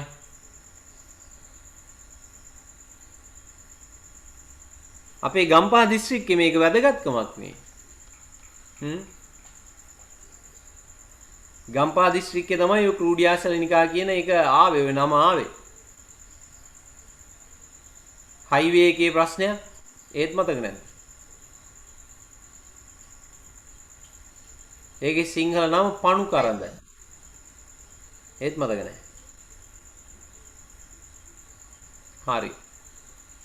එහෙනම් ඉතින් ඊට වැඩි මම ප්‍රශ්න අහන්නේ මේ ලංකාවේ ළමයි ඔය දාරුළුව ගම්පහට යා ස්ටේෂන් එකක් තියෙනවා. ඔය හරියේ ලංකාවටම ඒ ගහ විතරයි තියෙන්නේ කියලා. ඒගොල්ලෝ ඒ දවස්වල කිව්වේ. හයිවේ එක යන පාරේ, ඒ කියන්නේ හයිවේ එක හදන්න තියෙන පාරේ ඒ ශාකේ තියෙනවා කියන්නේ. ඒකේ නම පණු කරන්ද ක්‍රූඩියා සෙලනිකා කියලා ඉංග්‍රීසි විෂය මේ මොකද්ද මේ විද්‍යාත්මක නම. මුළු ලෝකෙටම තියෙන මේ ගහ විතරයි. මුළු ලෝකෙටම තියෙන මේ ගහ විතරයි. දැන් බලන්න එතකොට ඒ ගහ විනාශ වුණා නම් ජෛව විවිධත්වයේ හායනයට ඔන්න මිනිස්සුන්ගේ බලපෑම. ඉතින් ලෝකෙටම එක්කෙනයි ඉන්නේ ක්‍රූඩියා සෙලනිකා ගස්. හැබැයි පස්සේ දැන් කිව්වා මේවා තව තැන් වල තියෙනවා කියලා. ඒ කොහොම නමුත් දුර්ලභ ශාකයක්. එතකොට මේ දැන් හිතන්නකො ලැබුගින්නක් වා එකක් ඇති වෙලා නැත්නම් සුනාමියක් නායෑමක් ජල ගැලීමක් වෙලා ওই ගහ විනාශ වෙලා ගියා නම් ලෝකෙන් එක ජීව විශේෂයක් වඳ වෙලා ගියා වෙනවා. නේද? එහෙමනම් මෙන්න මේ විදිහේ ලැබුගිනි නිසා, සුනාමි නිසා, නායෑම නිසා, ජල ගැලීම නිසා ජෛව විවිධත්වය විනාශ වෙන්න පුළුවන්. සමහර ශාක සත්තු ඉන්නවා කිසියම් ප්‍රදේශයක පමණයි ජීවත් වෙන්නේ. සීමා වෙච්ච අය. ඒතොර ඒගොල්ලෝ මේ වාගේ හේතු නිසා විනාශ වෙලා යන්න පුළුවන්. ළමයි ඒ ගහ ගලවන්න තිබ්බේ. හයිවේ එක යන්නේ ඒ ගහ උඩින්ලු. ඒක ඒ යන පාරෙලු. ඉතින් ගොඩක් අය උද්ඝෝෂණ කරලා ඒක නැවැත්තුවා මං හිතන්නේ. දැන් හයිවේ එක පොඩ්ඩක් එහාට කරලා හදන කතාවක් තමයි තියෙන්නේ. මොනව කරයිද දන්නේ නැහැ ඉතින්. ටික දවසක් යද්දී ඉතින් ඔය ගහ ඉබේම මැරෙනවා කියයිද දන්නෙත් නැහැ. ලංකාවනේ. ඒ නිසා අපිට විශ්වාස කරන්න බෑ කොහොමදත්. නමුත් ඉතින් ඒක ඊටාම වටිනවා. මොකද මුළු ලෝකෙටම එක ගහයි තියෙනවා කියන්නේ ඒක ලංකාවේ තියෙනවා. හරි? රයිට්. ඉතින් මේ විදිහේ ළමයි විවිධ ස්වභාවික ක්‍රියාවලින් නිසා ජෛව විවිධත්වයේ විනාශ වෙමින් පවතිනවා. ඊට පස්සේ ජෛව විවිධත්වයේ මේ විනාශ වෙන්න බලපාන මානව ක්‍රියාකාරකම් තියෙනවා. මිනිසුන්ගේ ක්‍රියාකාරකම්. ඔන්න හොඳ කාලේ දැන් අපි මේ පාඩම කතා කරන්නේ හොඳම කාලෙක ළමයි. ඔව්. එතකොට මානව ක්‍රියාකාරකම් එකක් තමයි ජනගහන වර්ධනය. ජනගහන වර්ධනය නිසා ජෛව විවිධත්වය හායනයට ලක් වෙනවා. කොහොමද වෙන්නේ? ඔයගොල්ලෝ දන්නවා ළමයි ජනගහන වර්ධනයත් එක්ක මේ වැඩි වෙන ජනගහනයට නිවාස ඉදි කරන්න ඕනේ. නේද? භෝග වගා කරන්න ඕනේ. ඒගොල්ලන්ට කැම දෙන්න එපා. නේද? එතකොට මොකද වෙන්නේ? ස්වභාවික පරිසර වනාන්තර වාගේ දේවල් අපිට හෙලිපෙහෙලි කරන්න වෙනවා. අපේ ලංකාවේ මේකට ඕන තරම් උදාහරණ තියෙනවා. ඔයගොල්ලෝ අහලා තියෙනවද දන්නේ නැහැ ලංකාවේ වනගහනේ වේගෙන් අඩු වෙනවා කියලා. එතකොට ඒ අඩු වෙන්න හේතුව මොකද්ද? දැන් අපි ওই පහුගිය කාලේ අපිට ඇහුණා අපි දැක්ක නේද පුත්තලමේ වනාන්තර හෙලි කරනවායි කියලා. පුත්තලමේ මේ මොනවද අපේ විල්පත්තු රක්ෂිතේ වනාන්තර හෙලි කරලා මිනිස්සු පදිංචි කරලා කියලා. ඉතින් මේ ජනගහන වර්ධනය නිසා තමයි ඒ වාගේ ගැටලු වලට මුහුණ දෙන්න වෙලා තියෙන්නේ. ඒතොර ජනගහන වර්ධනය නිසා වනාන්තර හෙලි කරනවා. ඒවැය ජනාවාස ඇති කරනවා. ඊට පස්සේ වගා බිම් ඇති කරනවා. ඉතින් මේ හේතු නිසා ළමයි ජෛව විවිධත්වයට හානි වෙනවා. දැන් ඒ පළාතේ ජීවත් වෙන ශාකා සත්තු මේකෙන් විනාශ වෙලා යනවා සරලව. දැන් අපේ ලංකාවේ ළමයි වේගයෙන් වඳ වෙලා යන සතෙක් තමයි අලි. අලි ඇතුන්නේ. මොකද අලි ඇතුන්ගේ නිජ බිම් මේවා. ඒගොල්ලෝ ජීවත් වෙච්ච ස්වභාවික බිම්. ඉතින් ඒවා මිනිස්සු අත්පත් කරගෙන. ඒගොල්ලන්ට යන්න දිහයක් නැහැ. ඉතින් ඒගොල්ලෝ මොකද වෙන්නේ? කොහේ හරි වගා බිමකට පැනලා එක්ක වෙඩි කනවා. නැත්තම් පාර මාරු වෙන්න ගිහින් කෝච්චිලා හැප්පිලා මැරෙනවා. නේද? මිනිස්සු හක්කපටස් තියෙනවා. ඔයාගේ වැඩින්ද ඒ සත්තු විනාශ වෙලා යනවා. ඉතින් ජෛව විවිධත්වය ටික ටික අඩු වෙනවා. ඊළඟට පරිසර දූෂණය. ජෛව විවිධත්වය විනාශ වෙන්න බලපාන තවත් කාරණයක් තමයි පරිසර දූෂණය. පරිසර දූෂණය කොහොමද බලපාන්නේ? ළමයි අපි විශාල වශයෙන් විවිධ පරිසර දූෂක එකතු කරනවා පරිසරයට. බලන්නකො රූපේ. මේ ඊපෙරේදා මට කිව්වා මේ අපේ පැත්තේ වෙච්ච දෙයක් ළමයි. සමහරට ඔයගොල්ලෝ ඉන්න පැතිවල මේක වෙලා තියෙනවද දන්නේ නැහැ. මේ සමහරට ඔයගොල්ලෝ මේ දකින්න ඇති මේ සිද්ධිය. මේ ඔය හරංකාව පිටිපස්සෙන් මේ පැත්තෙන් යනවනේ ඇලක් නේ. ඔය ආයිනෙන් කුඹුරු යාය එක්ක ඇලක් යනවා. මේ ඇලේ හිටපු මාළු 10 ගාණක් මැරිලා කියලා කිව්වා මට එක්කෙනෙක්. පාල අයියා කෙනෙක් කිව්වේ පහල එක්කෙනෙක් ඒ පැත්තේ. එතකොට මේ මාළු 10 ගාණක් මැරිලා කිව්වා ඇලේ. එයා කියනවා මේ කාලෙට ඔයේ ඉන්න මාළු ඇලට එනවලු බිත්තර දාන්න. එතකොට ඔයේ ඉන්න මාළු ඇලට බිත්තර දාන්න ඇවිල්ලා ආපහු යන්න හම්බෙලා නැහැ. ඒ සත්තු ටික මැරිලා කියලා එයා කිව්වේ. ඒතර ඒකට හේතුව එයා කිව්වේ අපේ ප්‍රදේශයේ තියෙන ලොකු කර්මාන්ත ශාලා දෙකක් මම නම් කියන්නේ ඒව. ඒතකොට මේ දෙකෙන් එකකින් අපජලය බැහැර කරලා කියලා. අපජලය කියන්නේ කර්මාන්ත ශාලා ඇතුලේ භාවිතා කරමුන ජලය ළමයි. ඒ දූෂිත ජලය ස්වභාවික පරිසරයට මුදා හරිනවා. එහෙම. සමහර කර්මාන්ත ශාලා තියෙනවා එහෙම කරනවා. එතකොට මේ අපජලය නිසා ඒ පරිසර පද්ධති වල ඉන්න ජීවීන් විනාශ වෙන්න පුළුවන්. ඉතින් මෙන්න මේ විදිහට පරිසර දූෂණය නිසා ජෛව විවිධත්වය අඩු වෙනවා ළමයි. ජෛව විවිධත්වය හානියට ලක් වෙනවා. ඊළඟ කාර්මීකරණය. මේ ඔක්කොම එකට යන ඒවා ජනගහන වර්ධනය, පරිසර දූෂණය, කාර්මීකරණය. ඒක කාර්මීකරණයත් ළමයි කාර්මීකරණය කියන්නේ විවිධ යන්ත්‍ර සූත්‍ර කර්මාන්තශාලා නේද? මේව අපේ පරිසරයේ දැන් එකතු වෙලා තියෙනවා. එතකොට ඒවයින් බැහැර කරන පරිසර දූෂක පරිසරයට එකතු වීම නිසා ජෛව විවිධත්වයේ වේගයෙන් විනාශ වෙනවා. විවිධ සංවර්ධන ව්‍යාපෘති නිසාත් ඒ විදිහට දැන් අපි කලින් කතා කරපු කතාව. දැන් ලංකාවේ ප්‍රධාන සංවර්ධන ව්‍යාපෘතියක් තමයි අධිවේගී මාර්ග පද්ධතිය. ඒතර මේ අධිවේගී මාර්ග පද්ධතිය නිසා ලංකාවට ආවේනික ශාක සත්තු වඳ වෙලා යන්න පුළුවන්. දැන් අර අපි කතා කරේ පණු කරඳ කියලා ගහක්. ඉතින් ඒක කවුරුවත් ඒ ගැන සැලකිලිමත් උනේ නැත්තම් ඒ ගහ විනාශ වෙලා යන්න තිබ්බා. ඉතින් බලන්නකෝ දැන් ඕක අපි දැක්ක නිසානේ අපේ මේ පරිසර වේදීන් ඒ කට්ටියක දැකලා අඳුරගත්තු නිසානේ. එතකොට දැකලා අඳුරගත්තේ නැති ඒවා තව කොච්චර විනාශ වෙන්නේ නැත්ද? නේ? ඒ විදිහට සංවර්ධන ව්‍යාපෘති නිසා මේ ජෛව විවිධත්වයේ හානියට ලක් වෙනවා. ඊට පස්සේ ආගන්තුක ආක්‍රමණකාරී ජීවීන් පරිසර පද්ධතියක ව්‍යාප්ත වීම. හොඳ කාරණයක්. මේ පල්ලෙහා ඉන්නවා සත්තු දෙන්නේ. මන්නාවා ටැංකි සුද්දා. පාතීනියම් ගඳපාන මේ හතර දෙනා. මේ හතර දෙනා මේ පාතීනියම් සහ ගඳපාන අපි බාලොලිය කියන එක කෙනා. පාතීනියම් කියලා තව එකක් තියෙනවා. මේ අයට කියනවා ආක්‍රමණික ශාක දෙකක් ළමයි. මේ ඉන්නේ ආක්‍රමණික සත්තු දෙන්නේ මේ කුකුලා නෙවෙයි. ඒ ගැන පස්සේ අපි බලමු. හරි?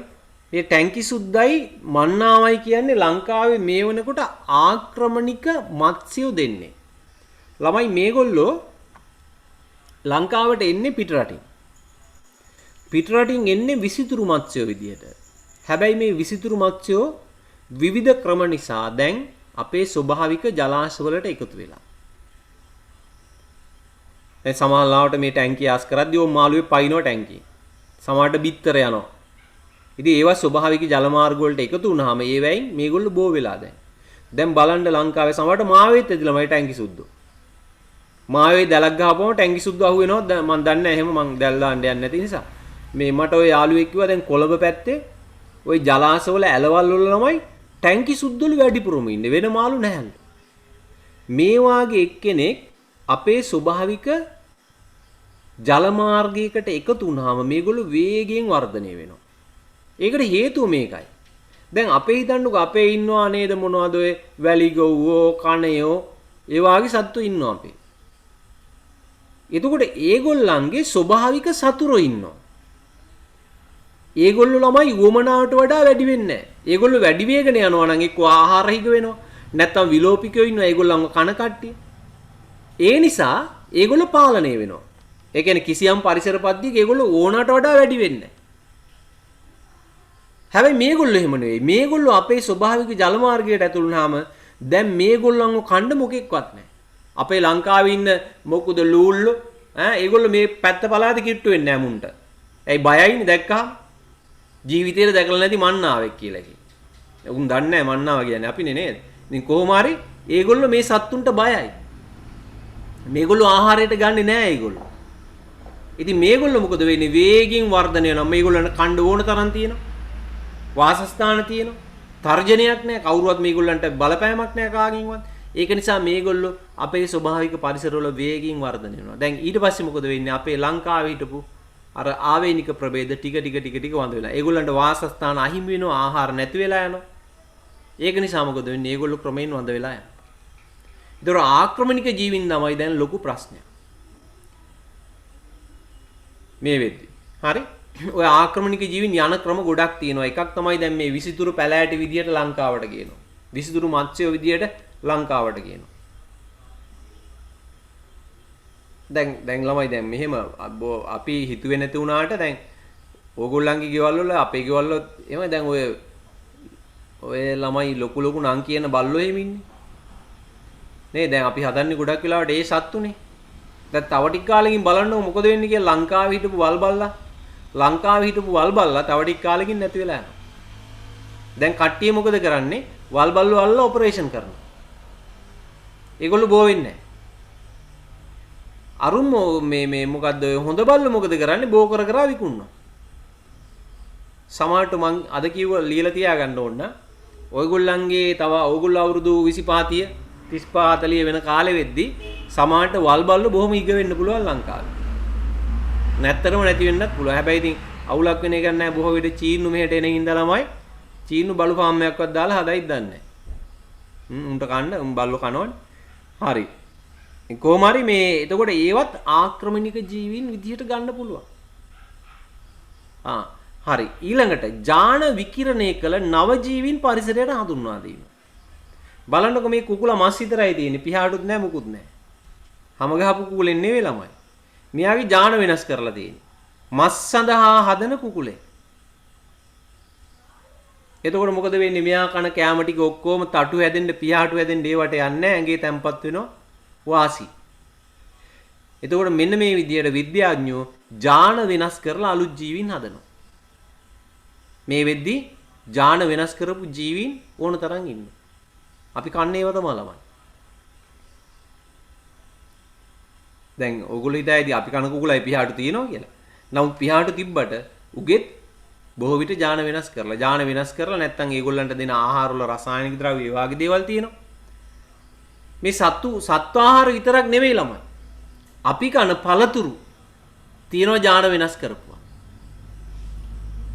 ඊට පස්සේ අපි කන සමහර ඔය ධාන්‍ය වර්ග ඥාන වෙනස් කරපියවා තියෙනවා. ඒවත් ඥාන විකිරණය කරපු ජීවින් කියපුවම ශාකහා සත්තු දෙගොල්ලම අයිති වෙනවා. දැන් මම මේක හරියටම ඇත්තද කියලා දන්නේ නැහැ. මම වීඩියෝ එක දැක්ක එකක්. හරි ජනප්‍රිය ගොඩක් ජනප්‍රිය ගස් ලැබු වර්ගයක් තියෙනවා ලංකාවේ. මිනිස්සු කන්න කැමති එක රෙඩ් ලේඩි කියලා. රෙඩ් ලේඩි කියන්නේ රතු පාටයි ඇතුලේ ගොඩක් ලොකුයි ගස් ලැබු ගෙඩිය. මම වීඩියෝ එක දැක්කම මේක ඉන්ටර්නෙට් එකේ. ඒ රෙඩ් ලේඩි කියන ගස් ලැබු වර්ගය හදන්න ඌරොන්ගේ ඥාන මුහු කරනවා කියලා ශාකයට. ඒ වගේ ළමයි දැන් පුළුවන් එක ජීවියෙකුගේ ඥාන වෙනත් ජීවියෙකුට එකතු කරන්න පුළුවන්. එකතු කරලා අලුත් ලක්ෂණ සහිත ජීවීන් හදන්න පුළුවන්. වර්තමානයේ ඒවා කරනවා ආහාර නිෂ්පාදනය වැඩි කරන්න ඒවා කරනවා. එතකොට මොකද වෙන්නේ? ලොකු ගස් ලැබු ගහය හැදෙනවා. නිෂ්පාදනය වැඩි වෙනවා ඒක. ඉතින් මෙහෙමයි වැඩි වෙන ජනගහනයට අවශ්‍ය ආහාර හොයන්න ඒ දේ නොකර බෑ ළමයි අනාගතයේදී. නමුත් ඒකින් ඇති වෙන ප්‍රතිඵල මොන වගේ වෙයිද කියලා අපිට දැම්ම කියන්න බෑ. අනිවාර්යෙන් ලෝකේ දැන් මෙහෙමයි ලංකාවේ ඥාන වෙනස් කරපු ආහාර අලෙවි කරන්න පුළුවන්. මම දන්න තරමින්. හැබැයි ඒකේ ගහන්න ඕනේ ඥාන වෙනස් කළ ආහාරයක් කියලා ඇසුරුමේ සඳහන් කරන්න ඕනේ. genetically modified foods කියලා ගහන්න ඕනේ. අලෙවි කරන්න තහනම් නැහැ. හැබැයි එහෙම කියන්නේ නැතුව අලෙවි කරන්න බෑ කියලා තමයි මම දන්න විදිහට නීතිය තියෙන්නේ. මේ ඒක දැන් අනාගතයේදී ළමයි ඒක නොකර බැරි දෙයක් වෙනවා. මොකද ජනගහනයේ වේගයෙන් වැඩි වෙනවා.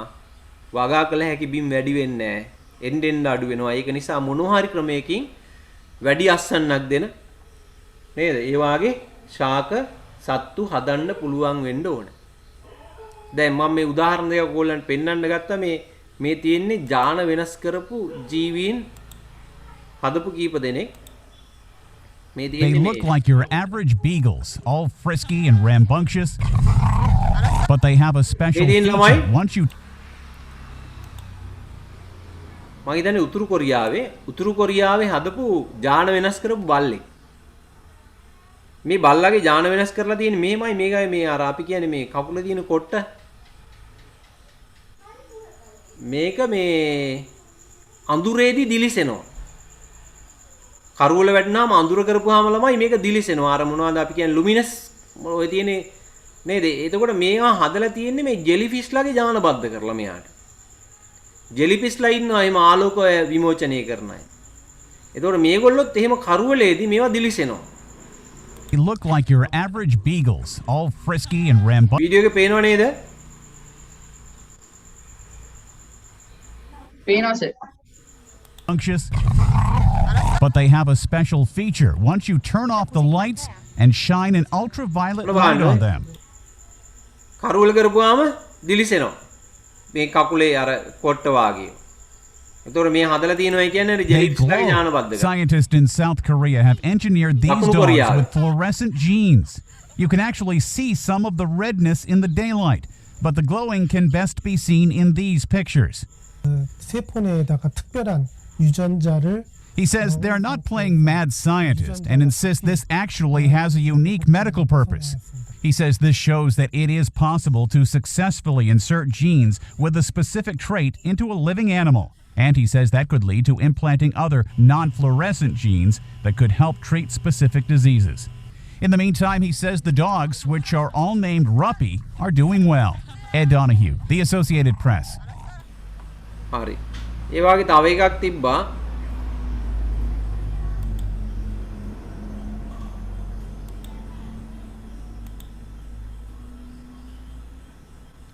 මේ අනිත් එක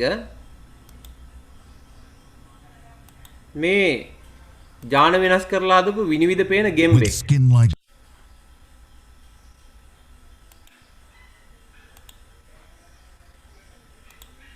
හිතන්නකො මිනිස්සෙක්ගේම හැදුවොත් එහෙම ආලෝකය විනිවිද යන ඥාන වෙනස් කරලා. ඒතකොට තනිකර හොල්මනක් වාගේ වෙනවා අපිට පේන්නේ නැහැ. ඉන්විසිබල් මේ වෙනවා. විද්‍යා ප්‍රබන්ධවල තිබ්බ කතා ඉදිරියේදී සත්‍ය වෙන්න පුළුවන් ළමයි. ඒ වාගේ. විද්‍යා ප්‍රබන්ධ නේද? අනාගත ලෝකයේ ඇත්ත වෙන්න පුළුවන් කාරණා. ඥාන වෙනස් කරලා විවිධ ලක්ෂණ තියෙන සත්තු බිහි කරනවා. හරි? එතකොට ඒවා විවිධ ළමයි මෙහෙමයි. දැන් සමහර ඒවා තියෙනවා හොඳ අරමුණෙන් කරන ඒවා. දැන් ජාන වෙනස් කරලා හදලා තියෙනවා කපු ශාකයක්. කපු කියන්නේ අපි ඇඳුම් හදන්න ගන්න මේ නූල් ගන්න. එතකොට ඒකේ මෙහෙමයි ඒකේ කොළ වලින් රසායනික ද්‍රව්‍යයක් නිපදවනවා. එතකොට ඒ ශාකයට කෘමියෙක් ආවොත් කොළ කන්න. එයා මැරෙනවා. එතකොට ස්වභාවිකව කෘමිනාශක නිපදවන ශාක හදලා තියෙනවා ඒ විදිහට. ඉතින් මේ වාගේ මේ යහපත් අරමුණු වලින් හදන ඒවා තියෙනවා විද්‍යාඥයෝ. ඒ වගේම මේවා අයහපත් අරමුණු වලින් හදන ඒවාත් තියෙනවා. දැන් මේ ඊයේ පෙරේදා ළමයි ඔය ඥාන වෙනස් කරපු කතාවේ හොඳම කතාවනේ මේ මොනවද අපි මේ මූණ දීලා ඉන්න කොරෝනා එක. මේ වෛරස් එක ගොඩක් අය කියන්නේ විද්‍යාගාරයක් ඇතුලේ හදපු වෛරස් එකක් කියලානේ. ලෝකේ සමහර රටවල් චෝදනා කරනවානේ මේකට. සමහර රටවලට මේක හදපු එකක් කියලා. නේද? එතකොට යුදාවි විදිහට මේ ඥාන වෙනස් කරලා ජීවීන් හදන්න පුළුවන්. ඒතර ඒ වාගේ අහිතකර පැතිත් තියෙනවා මේවේ. ඥාන වෙනස් කරන්නේ. හරි ඉතින් එතකොට දැන් මේ ජීවීන් අනාගතයේදී මොන විදිහට අනිත් ඈත් එක්ක ප්‍රතික්‍රියා දක්වයිද කියලා අපි දන්නේ නැහැ. සමහරට ස්වභාවික පරිසර පද්ධතියකින් ජීවීන් සම්පූර්ණයෙන් විනාශ වෙලා මේ ඥාන වෙනස් කරපු නව ජීවීන් පරිසරයේ ස්ථාපනය වේද දන්නේ නැහැ කියන්නේ. නේ? ඉතින් ওই විදිහට ජෛව විවිධත්වයට බලපාන මානව ක්‍රියාකාරකමක් තමයි එහෙමනම් ඥාන විකිරණය කළ නව ජීවීන් පරිසරයට හඳුන්වා දීම කියන එක. ඊළඟ එක ඕසෝන් වියනේ හායනය හා ගෝලීය උණුසුම ඉහළ යාම. මොකද මේ ඕසෝන් වියනේ කියන්නේ ළමයි? ඕසෝන් වියනේ කියන්නේ දැන් හැබැයි මේ ඕසෝන් වියනේ බොහෝ දුරට යථා තත්ත්වයට පත් වෙලා මේක අපි ඉස්කෝලේ යන කාලේ තමයි බරපතලම ප්‍රශ්න තිබ්බේ. ඕසෝන් වියනේ කියන්නේ අපේ ළමයි වායු ගෝලේ තියෙනවා ඕසෝන් වායු තට්ටුවක්. ඕසෝන් කියන වායුවෙන් හැදිච්ච වායු තට්ටුවක් තියෙනවා වායු ගෝලේ වටේ. අපි ඉන්න හරියට උඩින් අපි ඉන්නේ පරිවර්තී ගෝලේ. ඔය ඕසෝන් වායුවේ තියෙන ස්තර ගෝලේ. ඊට උඩින් තියෙන්නේ. එතකොට ඕසෝන් වායු තට්ටුව නිසා ළමයි අපේ පොළවට අහිතකර පාරජම්බුල විකිරණේ නැහැ. සූර්යාගේ ඉඳන් එනවා පාරජම්බුල විකිරණ කියලා જાතිය. ඒවා වැඩිපුර අපේ හැමට වැටුනොත් අපේ හැමේ පිළිකා ඇති වෙනවා. ශාකවල ආහාර නිෂ්පාදනය අඩු වෙනවා. වැඩිපුර පාරජම්බුල කිරණ වැටෙනවා. ඕසෝන් වියනේ මොකද කරන්නේ මේ පාරජම්බුල කිරණ උරා ගන්න. පොළොවට වැටෙන එක වළක්වනවා. ළමයි මිනිස්සු කර්මාන්ත ශාලාවලින් පිට කරන විවිධ වායු නිසා ඕසෝන් වියනේ ටික ටික විනාශ වෙලා ගියා. උත්තර ධ්‍රවයේ ප්‍රදේශයේ ලොකු සිදුරක් ඇති වුණා වගේ.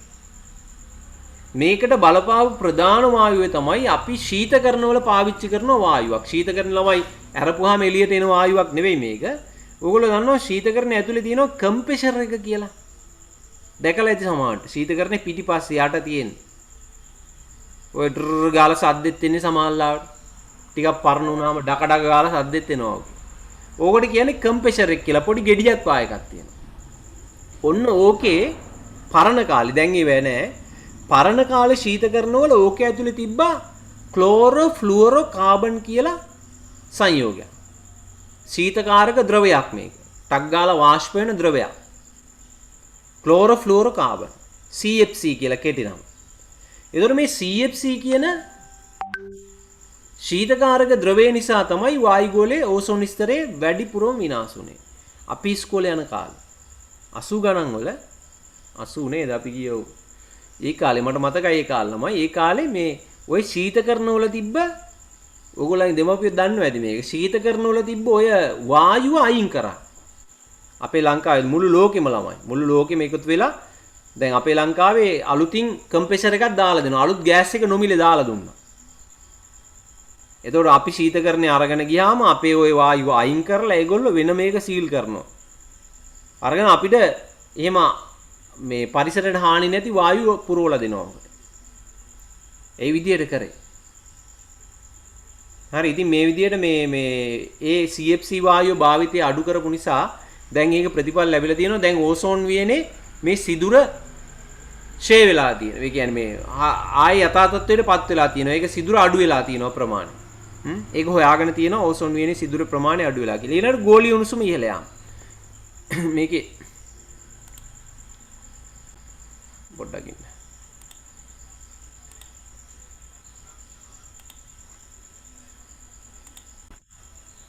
මේකට මට මේ ඕගොල්ලන්ට පෙන්වන්න ගන්න බැරි වුණා වීඩියෝ එකක් මොකක්වත්.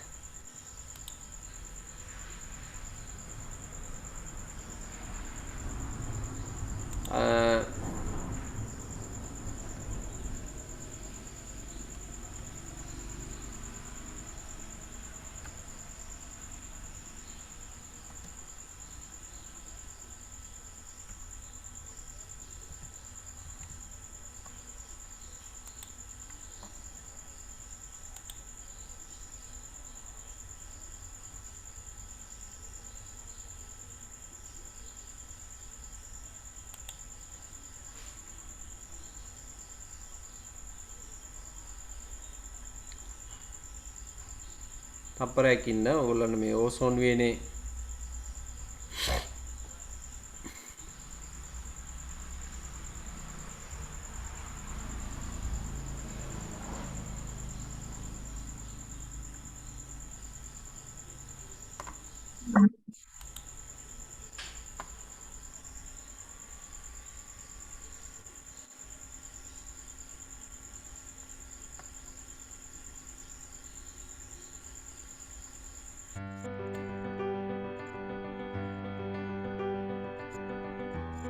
මේ ළමයි මේ NASA එකෙන් දාපු වීඩියෝ එකක් මේ තියෙන උත්තර ද්‍රවයේ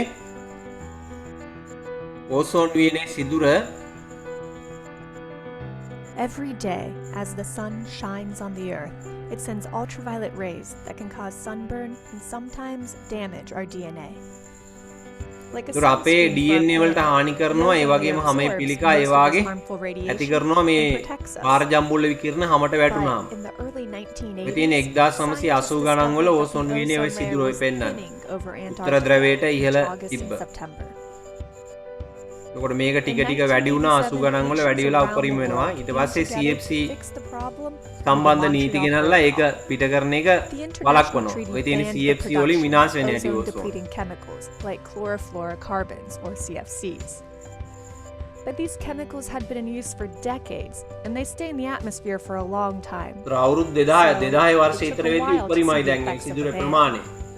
In 2000, the ozone hole was the largest ever observed by scientists. But conditions හැබැයි දැන් බලන්න 2017 වෙනකොට ඔන්න තත්ත්වය data දැන් from ගොඩක් NASA ඒක and several partners අඩු showed වෙලා changes තියෙනවා මේ in සිදුරේ decreasing ප්‍රමාණය ozone ටික ටික අඩු depletion වෙලා during August and September from 2005 to 2016.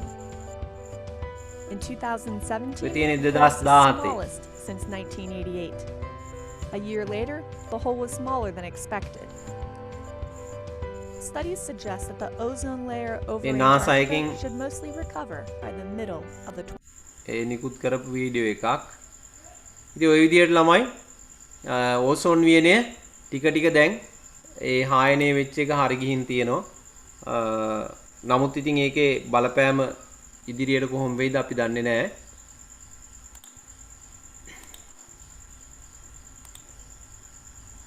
ඊට පස්සේ ඊළඟ කාරණේ මේ ගෝලීය උණුසුම ඉහළ යාම. මොකද්ද ගෝලීය උණුසුම ඉහළ යාම කියන්නේ ළමයි? ගෝලීය උණුසුම ඉහළ යාම කියන්නේ පෘථිවිතලයේ උෂ්ණත්වය ඉහළ යාම. පෘථිවි වායුගෝලයේ උෂ්ණත්වය ඉහළ යන එකට කියනවා ගෝලීය උෂ්ණත්වය ඉහළ යාම. මේක වෙන්නේ කොහොමද? මේක වෙලා තියන්නේ ඇයි? මේකට ප්‍රධාන හේතුව තමයි කාබන් ඩයොක්සයිඩ් වායුව වායුගෝලයේ වැඩි වෙන එක. කාබන් ඩයොක්සයිඩ් වායුව වායුගෝලයේ වැඩිවීම නිසා මේ කාබන් ඩයොක්සයිඩ් වායුගෝලයට පුළුවන් ළමයි කාබන් ඩයොක්සයිඩ් වායුවට පුළුවන් මේ තාපය රඳව ගන්න. උණුසුම රඳව ගන්න පුළුවන්. Writing's not that easy, but Grammarly can help.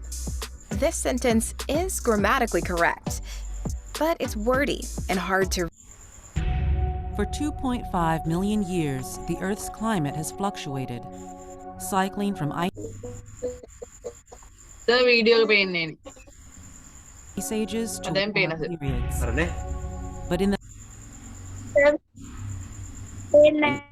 the last century, the planet's temperature has risen මේ unusually ඉන්ටර්නෙට් ප්‍රශ්න තියෙනවා ස්ලෝ ඇති. මගේත් වීඩියෝ එක ප්ලේ වෙන්නේ කැඩි කැඩි.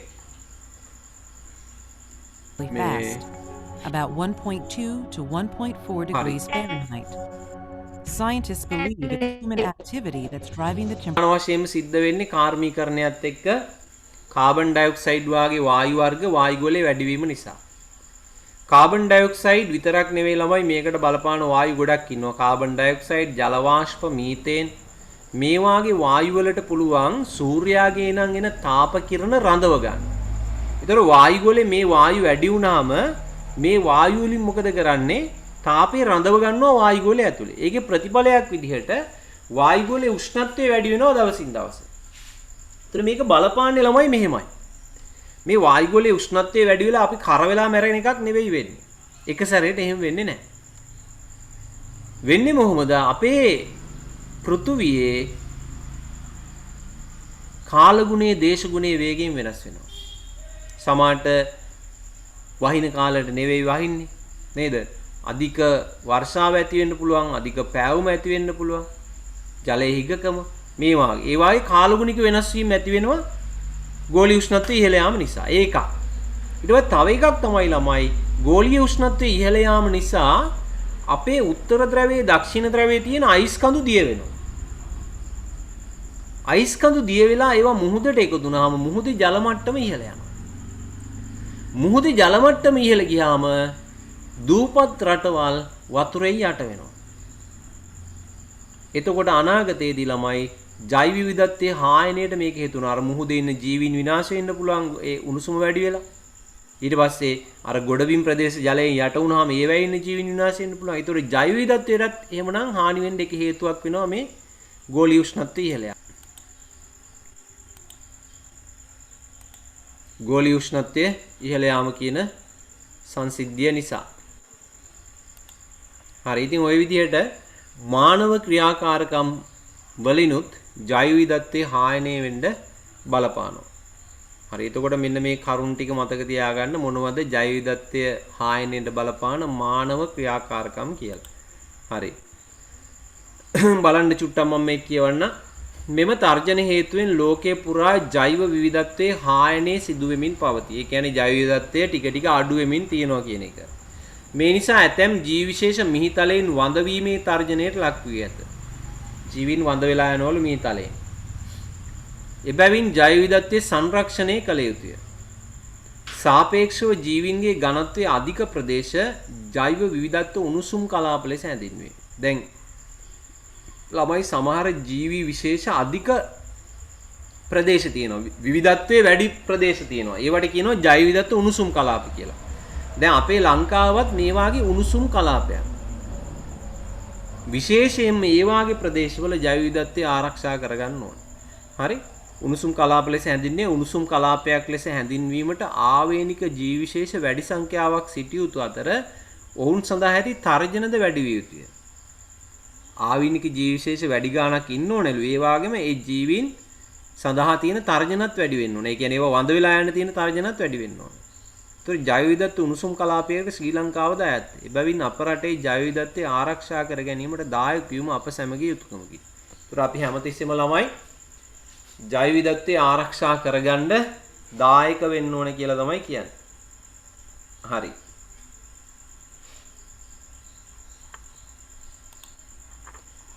right. අපි බලමු ඊළඟට පරිසර පද්ධතිවල වැදගත් ලක්ෂණ කියන මාතෘකාව. බලන්න පොඩි ක්‍රියාකාරකම් තියෙනවා. මෙහෙම පරිසරයක වාසය කරන ජීවීන් හා අජෛව සංඝටක පිළිබඳ දැනුම ලබා ගැනීමට පහත පැවරුමෙහි නිරත වන්න. පාසල් වත්තේ බිම් කඩක් තෝරා ගන්න එම බිම් කඩෙහි හමුවන ශාක සතුන් හා අජෛව සංඝටක පිහිටි ආකාරයෙන්ම විනිවිදක තුනක වෙන වෙනම අඳින්න. ට්‍රාන්ස්පේරන්ට් ෂීට් කියලා જાතියක් තියෙනවා. ලැමිනේට් කඩදාසි වාගේ විනිවිද පේන කඩදාසි જાතියක් තියෙනවා. කඩදාසි නෙවෙයි ඒක පොලිතින් එකක්. ඒක ට්‍රාන්ස්පේරන්ට් ෂීට් තුනක වෙන වෙනම අඳින්නලු මේ විදිහට. එම විනිවිදක තුන එකිනෙක අතිපීහිත වන පරිද්ද තබන්න කියන්නේ එකිනෙක උඩින් තියන්නලු. දැන් මාත් මේ පැත්තෙන් මේ රූප ටික හදාගෙන තියෙනවා. එකක් මේ අජෛව සංඝටක. අජෛව සංඝටක කියන ළමයි පස ජලයේ වාතය. ඒවා ජීවි නොවන සාධක. හරි ඊට පස්සේ සත්තු ඉන්නවා. මේ දෙවෙනි රූපේ ඉන්නේ සත්තු මේ පරිසරපත්තියේ ඉන්නේ. කුරුල්ලෝ ඉන්නවා, මුවෝ ඉන්නවා, නේද? තව ඔය සත්තු ඉන්නවා. ඊට පස්සේ ඊළඟ සංඝටකය තමයි ශාක. ඊට පස්සේ කියනවා මේ තුන එකිනෙක උඩ තියන්නලු. ඔන්න අජෛව සංඝටක තිබ්බා ටික එකට තිබ්බා අපි මෙහෙම. ඊට පස්සේ මේකෙන් අපි සත්තු පිහිටෙවුවම ඊට පස්සේ ශාක ටික තියෙනවා. බලන්න එතකොට මේ තුනම එකට සම්බන්ධ වුණාම තමයි පරිසර පද්ධතිය නිර්මාණය වෙන්නේ. ඒතර පරිසර පද්ධතියක මෙන්න මේ සංඝටක තුනක් තියෙනවා ඒ විදිහට ළමයි. අජෛව සංඝටක තියෙනවා. නේද? ඊට පස්සේ සත්තු ටික කොහොම ඉන්නවා? ශාක ටික ඉන්නවා. මේ ඔක්කොම සම්පූර්ණවම තමයි පරිසර පද්ධතිය සම්පූර්ණ වෙන්නේ. හරි එහෙමනම් එතකොට පරිසර පද්ධතියක් කියන්නේ මොකක්ද කියලා හඳුන ගන්න තමයි ඔයගොල්ලන්ට මේ ක්‍රියාකාරකම දීලා තියෙන්නේ. ඒතර පරිසර පද්ධතියක් කියලා තමයි අපි කියන්නේ කිසියම් පරිසරයක තියෙන අජෛව සංඝටක සහ ඒ අජෛව සංඝටකත් එක්ක අන්තර්ක්‍රියා දක්වන ජීවීන් එකට ගත්තාම අපි ඒකට කියනවා පරිසර පද්ධතියක් කියලා. දැන් එතකොට මේ රූපේ තියෙන ළමයි පරිසර පද්ධතියක්. එහෙම පරිසර පද්ධතියක් වෙන්න නම් අජෛව සංඝටක තියෙන්න ඕනේ, ජීවීන් තියෙන්න ඕනේ. ඒගොල්ලෝ අතර අන්තර්ක්‍රියා තියෙන්න ඕනේ. අන්තර්ක්‍රියා කියන්නේ ඒගොල්ලෝ අතර විවිධ සම්බන්ධතා තියෙනවා. දැන් මෙතන ගංගාවක් තියෙනවා. අජෛව සංඝටකයක්. ඒතර මේ ගංගාවෙන් මේ වටේ ඉන සත්තු ජලය ලබා ගන්න. මොන බලන්න අජෛව සංඝටක සහ ජීවීන් අතර අන්තර්ක්‍රියාවක් ඒක. නේද? ඉතින් ඒ විදිහට දැන් මෙතන සමහර සත්තු ඉන්නවා, සමහර සත්තුන් අල්ලන් කනවා. ඒකත් අන්තර්ක්‍රියාවක්. ඉතින් මෙන්න මේ විදිහට පරිසර පද්ධතියක් වෙන්න නම් ජීවීන් සහ අජෛව සංඝටක අතර අන්තර්ක්‍රියා තියෙන්නත් ඕන. හරි එහෙමනම් ඔන්න ඔය විදිහට අපිට පුළුවන් පරිසර පද්ධතියක තියෙන අංග හඳුන ගන්න. මෙහෙම තියෙනවා බලන්න ඊළඟ එකේ පරිසරයේ ජීවි සංඝටක හා අජෛව සංඝටක වලින් සමන්විත බව ඉහත ක්‍රියාකාරකම් මගින් ආબોධ වනු ඇත. ඒතර මේ ක්‍රියාකාරකම විදිහට එහෙමනම් පරිසරය කියන්නේ ජීවි සංඝටක සහ අජෛව සංඝටක කියන දෙකම. අපි මෙන්න මෙහෙම පරිසර පද්ධතියක් හඳුන්වනවා කිසියම් ප්‍රදේශයක ජීවත් වන සියලුම ජීවි ප්‍රජා හා ඔවුන් සමග අන්තර්ක්‍රියා කරන භෞතික පරිසරය එක්වගත් කල පරිසර පද්ධතියක් ලෙස හැඳින්වේ. ඒතර පරිසර පද්ධතියක් කියන්නේ මොකද්ද? කිසියම් ප්‍රදේශයක ජීවත් වන සියලුම ජීවි ප්‍රජා. හැම ජීවියෙක්ම අයිති වෙන්න ඕන. ශාක සතුන් දෙගොල්ලම. ඔවුන් සමග අන්තර්ක්‍රියා කරන භෞතික පරිසරය. ඒ කියන්නේ විවිධ සම්බන්ධතා තියෙන අජීවී පරිසරය. මේ දෙකම එකට ගත්තාම තමයි පරිසර පද්ධතියක් කියලා කියන්නේ. උදාහරණයක් විදියට පොකුණක්, වනාන්තරයක්, දි รา ගිය ශාක කොටයක්, ගල්පර සහිත මුහුදු වෙරළක්, තන බිමක් මේවට අපිට කියන්න පුළුවන් පරිසර පද්ධතීන් කියලා. එතකොට මේ පරිසර පද්ධතීන් සඳහා නිදසුන් කීපයක් තියෙනවා. හරි. පරිසර පද්ධතියක ලක්ෂණ බලන්න.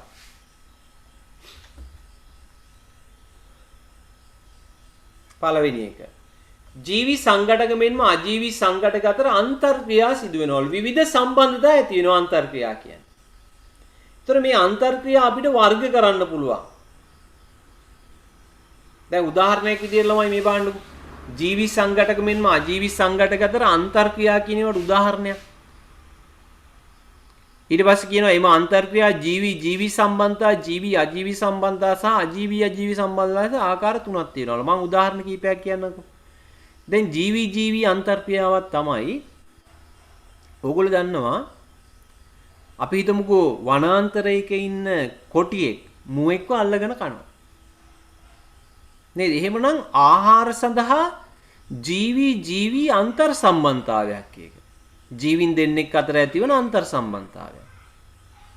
කැලේ ඉන්න මුවා තනකොළ කනවා. එතකොට තනකොළ කියන්නේ ජීවියෙක්. මුවා කියන්නේ ජීවියෙක්. එහෙමනම් ඒ දෙන්න අතර ඇතිවන අන්තර් සම්බන්ධතාවයක් කියන්නේ. ඊට පස්සේ ජීවි අජීවි සම්බන්ධතා තියෙනවලු. මොනවද ජීවි අජීවි කියන්නේ? ජීවියෙක් සහ අජීවි පරිසරය අතර. උදාහරණයක් අපි ගත්තොත් මෙහෙම ළමයි. සමහර සත්තු ඉන්නවා පසේ ගුල්හාරගෙන ජීවත් වෙනවා. එහෙමනම් වාසස්ථාන සඳහා ජීවී අජීවී අන්තර් සම්බන්ධතාවයක් ඒක. අජීවී පරිසරයයි ජීවියෙක් අතරයි තියෙන අන්තර් සම්බන්ධතාවය. නේද? ඊට පස්සේ ඒ වගේම අජීවී සංඝටක අතරත් අන්තර් ක්‍රියා සිද්ධ වෙනවා. දැන් ජලය කියන්නේ අජීවී සංඝටකයක්. ළමයි ජලයට පස හේදිලා යනවා. පස කියන්නේ අජීවී සංඝටකයක්. ඒතර වර්ෂාව තියෙන වෙලාවට වර්ෂා ජලයත් එක්කම පස හොදගෙන යනවා. එහෙමනම් ඒක අජීවී අන්තර් ක්‍රියාව. ඉතින් මෙන්න මේ විදිහට පරිසර පද්ධතියක අන්තර් ක්‍රියා තියෙන්න ඕනේ සංඝටක අතර. ඊට පස්සේ දෙවෙනි ලක්ෂණය කියනවා ශක්තිය ඒක දිශානතිකව ගලා යයි. ළමයි අපේ ඕනෑම පරිසර පද්ධතියක මේ ලෝකේ තියෙන ඕනෑම පරිසර පද්ධතියක ඉන්න ජීවීන්ට ශක්තිය ලබා දෙන මූලික ප්‍රභවය තමයි සූර්යයා. අපි හැමෝම ජීවත් වෙන්නේ සූර්ය ශක්තිය. සූර්ය ශක්තිය පරිසර පද්ධතියකට ලැබුණාම ඒ සූර්ය ශක්තිය ශාක තුල තිර කරගන්නවා. තිර කරගන්නවා කියන්නේ සූර්ය ශක්තිය ශාකවල ගබඩා වෙනවා. කොහොමද ගබඩා වෙන්නේ? ශාක මේ සූර්යාගේ ආලෝක ශක්තිය යොදාගෙන ආහාර නිපදවනවා. ඊට පස්සේ ඒ නිපදවන ආහාර ශාක දේහය තුල ගබඩා වෙනවා. අපි ඕකට කියන්නේ සූර්ය ශක්තිය තිර කරනවා කියලා. එහෙමනම් මේ බලන්න පළවෙනි එක. ඔන්න සූර්ය ශක්තිය ලැබෙනවා මේ ශාකවලට තනකොළවලට. ඒවැ ඒගොල්ලෝ ආහාර විදියට රසායනික ශක්තිය විදියට ගබඩා කරගන්නවා. ඊට පස්සේ මේ ශාක ආහාරයට ගන්නවා තනකොළ පෙත්ත. ඔන්න දැන් ශාක වල ගබඩා වෙච්ච ආහාර යනවා තනකොළ පෙත්තට. ඊට පස්සේ තනකොළ පෙත්තව ආහාරයට ගන්නවා ගෙම්බා. එතකොට තනකොළ පෙත්තගේ ඇඟේ ගබඩා වෙච්ච ශක්තිය ගෙම්බගේ ඇඟට යනවා. ගෙම්බව ආහාරයට ගන්නව නයා. දැන් ගෙම්බගේ ඇඟේ තියෙන ශක්තිය යනවා නයාගේ ඇඟට. මෙන්න මේ විදිහට ශක්තිය ඒක දිශානතිකව ගමන් කරනවා. එක පැත්තකට යන්නේ. දැන් තනකොළ පෙත්තගේ ශක්තිය ශාකවලට එන්නේ නෑ ළමයි. ආපහු එන්නේ නෑ. ශක්තිය ආපහු එන්නේ නෑ. මෙයාගේ තිබ්බ ශක්තිය ගෙම්බට යනවා. ඒකයි ශක්තිය ඒක දිශානතිකව ගලා යනවා කියලා කියන්නේ. දැන් අපි මේ ශක්තිය ගලා යන මෙන්න මේ මට්ටම් වලට අපි කියනවා පෝෂී මට්ටම් කියලා. මෙතන හරිත ශාකය වලට අපි කියනවා නිෂ්පාදකය කියලා. නිෂ්පාදකය තමයි පහළම පෝෂී මට්ටම. නැත්නම් අපි කියනවා පළමු පෝෂී මට්ටම. හරිත ශාක පළවෙනි පෝෂී මට්ටම කියලා කියනවා. නිෂ්පාදකය කියලාත් එයාට කියනවා. නිෂ්පාදකය කියලා කියන ආහාර නිපදවන නිසා. ඊට පස්සේ හරිත ශාක නිපදවන ආහාර තනකොළ පෙත්තට යනවා. අපි තනකොළ පෙත්තට කියනවා දෙවනි පෝෂී මට්ටම. දෙවන පෝෂී මට්ටම. ඊට පස්සේ ගෙම්බට කියනවා තුන්වෙනි පෝෂී මට්ටම. එහෙම නැත්නම් තව නමක් මේගොල්ලන්ට තියෙනවා. දැන් කවුද තනකොළ වලට අපි නිෂ්පාදකයා කිව්වනේ. එතකොට අපි තනකොළ පෙත්තට කියනවා පළමු මට්ටමේ යැපෙන්න කියලා. දෙවන පෝෂී මට්ටම කියලාත් කියනවා පළමු මට්ටමේ යැපෙන්න කියලාත් කියනවා. ගෙම්බට කියනවා දෙවන මට්ටමේ යැපෙන්න තුන්වන පෝෂී මට්ටම. එහෙමනම් සර්පයා තුන්වෙනි මට්ටමේ යැපෙන්න හතරවෙනි පෝෂී මට්ටම. ඒ විදිහට නම් කරනවා. ඕගොල්ලන්ට ඕන නම් ওই රූපේ නම් කරගන්න චූටියට. නෝට් එක තියන අය. සමහර අය නෝට් එක ගෙනියන්න ආවේ නැහැ කීප දෙනෙක්. හරි. අනිත් දවසේ පාඩමටත් මේක ඕනේ. දැන් මං මේ පාඩම පටන් ගද්දිම ඕගොල්ලන්ට කිව්වා අද තියෙන කතාවක් කතන්දරේ මේක අහගෙන ඉන්න වෙනවා. මේ මොකද මේ පාඩමේ තියෙන්නේ ජෛව ගෝලයේ මේ ලක්ෂණ මේකෙන් තව චුට්ටක් එහාට ගියාම ළමයි වනාන්තරවල ලක්ෂණ ඕවා තමයි තියෙන්නේ ඉතින්. ඒතර ඕගොල්ලන්ට මේ ටික පාඩම් කරගන්න වෙනවා. ඒකින්ද අහගෙන ඉන්න පාඩම හොඳට ගැටලු තියෙනවා නම් අහන්න පුළුවන්. හරි. රයිට් ඊළඟ එක පරිසර පද්ධතියක ඊළඟ ලක්ෂණය. හරි ද්‍රව්‍ය චක්‍රීකරණය. දැන් අපි කිව්වා ශක්තිය ඒක දිශානතිකව ගලාගෙන යනවා.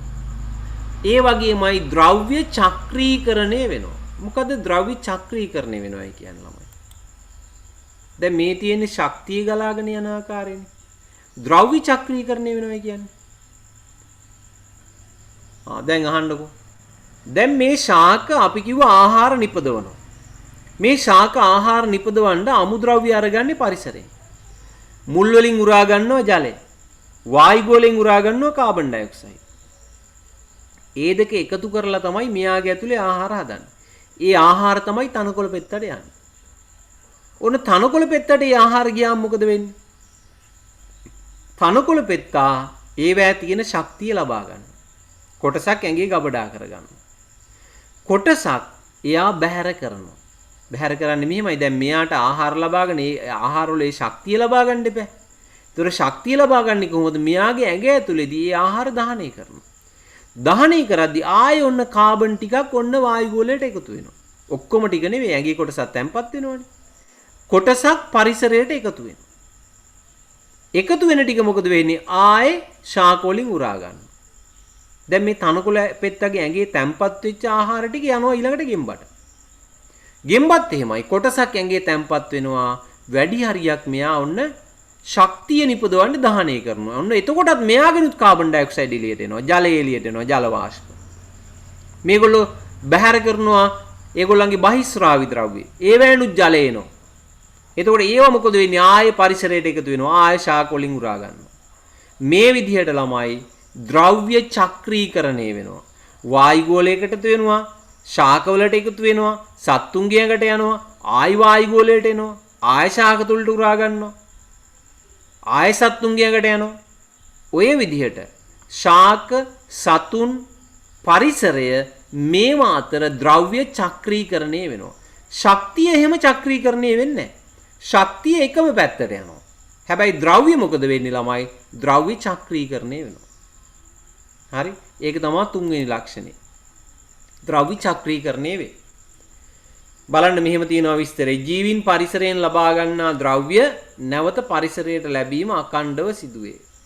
මෙසේ ජීවීන් හා පරිසරය අතර සිදුවන අඛණ්ඩ ද්‍රව්‍ය හුමාරු වීම පරිසර පද්ධතියක දක්න ලැබෙන වැදගත් ලක්ෂණයක්. මේ තියෙන කාබන් චක්‍රය ඔන්න. අපි කිව්ව එක. එතකොට කාබන් තියෙන වායු ගෝලේ කාබන් ඩයොක්සයිඩ් විදියට මුලින්ම වෙන්නේ ශාක තුල තැම්පත් වෙනවා ප්‍රභා සංශ්ලේෂණය. ඊට පස්සේ තැම්පත් වෙන ඒවා ආහාර වල ගබඩා වෙනවා. මේ කාබන් ඩයොක්සයිඩ්. ඊට පස්සේ ඒ ආහාර ගන්නවා සත්තු. මේ දැන් මේ හරක ගන්නවා මේ කුරුල්ල ගන්නවා ඔන්න කුරුල්ල දැන් මැරිලා වැටිලා. එතකොට මොකද වෙන්නේ? ඔන්න එයාගේ ශරීරයේ තැම්පත් වෙලා තිබ්බු කාබන් ආයේ පරිසරයට එකතු වෙනවා. ඊට පස්සේ මේ දැන් මේ ගවයා ඔන්න ආහාරයට ගන්නවා තනකොළ. එතකොට ඔන්න ගවයාගේ ඇඟට යනවා කාබන් ටික. ඊට පස්සේ ගවයා ශ්වසනය කරනවා. එතකොට මේ කාබන් ආයි වායු ගෝලයට පිට වෙනවා.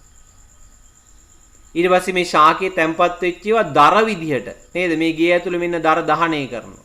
දහනය කරද්දී ආයේ දරවල තිබ්බ කාබන් ආයේ පරිසරයට පිට වෙනවා. එතකොට බලන්න වායු ගෝලේ ශාක තුල සත්තු තුල පසේ කාබන් චක්‍රීයව ගමන් කරනවා. අද ඔයගොල්ලන්ගේ ඇඟේ තියෙන කාබන් පරමාණු. අද ඔයගොල්ලන්ගේ ඇඟේ තියෙන කාබන් පරමාණුව ඔයගොල්ලන්ගෙන් ඔන්න හෙට දහනය වෙලා වායු ගෝලයට එකතු වෙනවා. ඊට පස්සේ ඒක ආයේ ශාකයක තැම්පත් වෙනවා. කොහේ හරි ගිහින්. නේද? ඊට පස්සේ ඔන්න ඒක සමානට සතෙකුගේ ඇඟට යනවා ඒ කාබන් ටික. ඊට පස්සේ සතත් මැරුණට පස්සේ පසට එකතු වෙනවා. ඔන්න පසට එකතු වෙනවා කාබන් ටික. නේ ඉතින් මෙන්න මේ විදිහට කාබන් පරිසරයේ චක්‍රීයව කාබන් විතරක් නෙවෙයි කාබන් නයිට්‍රජන් මේ වාගේ ද්‍රව්‍ය හැම එකක්ම චක්‍රීකරණය වෙනවා. ඊට පස්සේ ඊළඟ එක කියනවා පරිසර පද්ධතියක් කියන්නේ ස්වායත්ත ඒකකයක්. ස්වායත්ත ඒකකයක් කියන ළමයි මෙයාට ස්වාධීනව පරිසර පද්ධතිය තුල ජීවත් වෙන්න පුළුවන් ඕන කෙනෙකුට. ඒ කියන්නේ යා බාහිර සාධක මත යැපෙන්නේ නැහැ. පරිසර පද්ධතිය තුල නිරන්තරයෙන්ම අන්තර්ක්‍රියා පවතින බැවින් ඒ ජෛව ගෝලය තුල පැවැත්ම තහවුරු කරගෙන ඇත. දැන් මේ ස්වායත්ත කියන්නේ මෙන්න මෙහෙම අදහසක් ළමයි. දැන් හිතන්නකෝ ඔයගොල්ලෝ දන්නවා ඕගොල්ලෝගේ ගෙවල් වල ඇතිනේ කුඹුරු.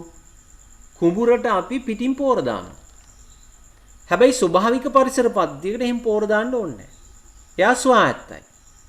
ඇයි පෝර දාන්න ඕනේ නැත්තේ? ඒ පරිසර පද්ධතියේ ද්‍රව්‍ය ටික චක්‍රීකරණය වෙනවා. හැබැයි කුඹුරක ද්‍රව්‍ය චක්‍රීකරණය වෙන්නේ නැහැ. ඇයි වෙන්නේ නැත්තේ? අපි ළමයි ගොයන් ටික කපලා වීටික් ගෙදර අරන් යනවා. ඔන්න එතකොට අස්වැන්න කොටස ඉවත් වෙනවා. හැම අවුරුද්දෙම මොකද වෙන්නේ? අස්වැන්න විදිහට අර කුඹුරේ තියෙන ඛනිජ ලවණ, පසේ තියෙන විවිධ කාබනික ද්‍රව්‍ය ඒවා ටික කුඹුරෙන් අයින් කරන් යනවා. ඒතර අපි අවුරුද්දක් ගානේ පෝර දාන්නේ මොනවද? ඒ අයින් කරගෙන යන ටික ආයෙ එකතු කරන්න ඕනේ. එතකොට ඒක ස්වායත්ත ස්වාධීන ඒකකයක් නෙවෙයි. එහෙමනම් ඒක පරිසර පද්ධතියක් නෙවෙයි. පරිසර පද්ධතියක් නම් එහෙම පිටින් විවිධ ද්‍රව්‍ය මේකට ඇතුළු කරන්න අවශ්‍ය නැහැ. හරි. ස්වායත්ත ඒකකයක් කියන්නේ ඒකයි. රයිට්. ඊට පස්සේ පරිසර පද්ධතියක් තුල ළමයි විවිධ සම්බන්ධතා දකින්න ලැබෙනවා. විවිධ සම්බන්ධතා මේ සම්බන්ධතාත් අපිට පුළුවන් වර්ග කරන්න මේ විදිහට ජීවි ජීවි සම්බන්ධතා, ජීවි අජීවි සම්බන්ධතා, ජීවි අජීවි සම්බන්ධතා. අර අපි චුට්ටක් මං කලිනුත් උදාහරණයකටත් කිව්වා මේ ටික.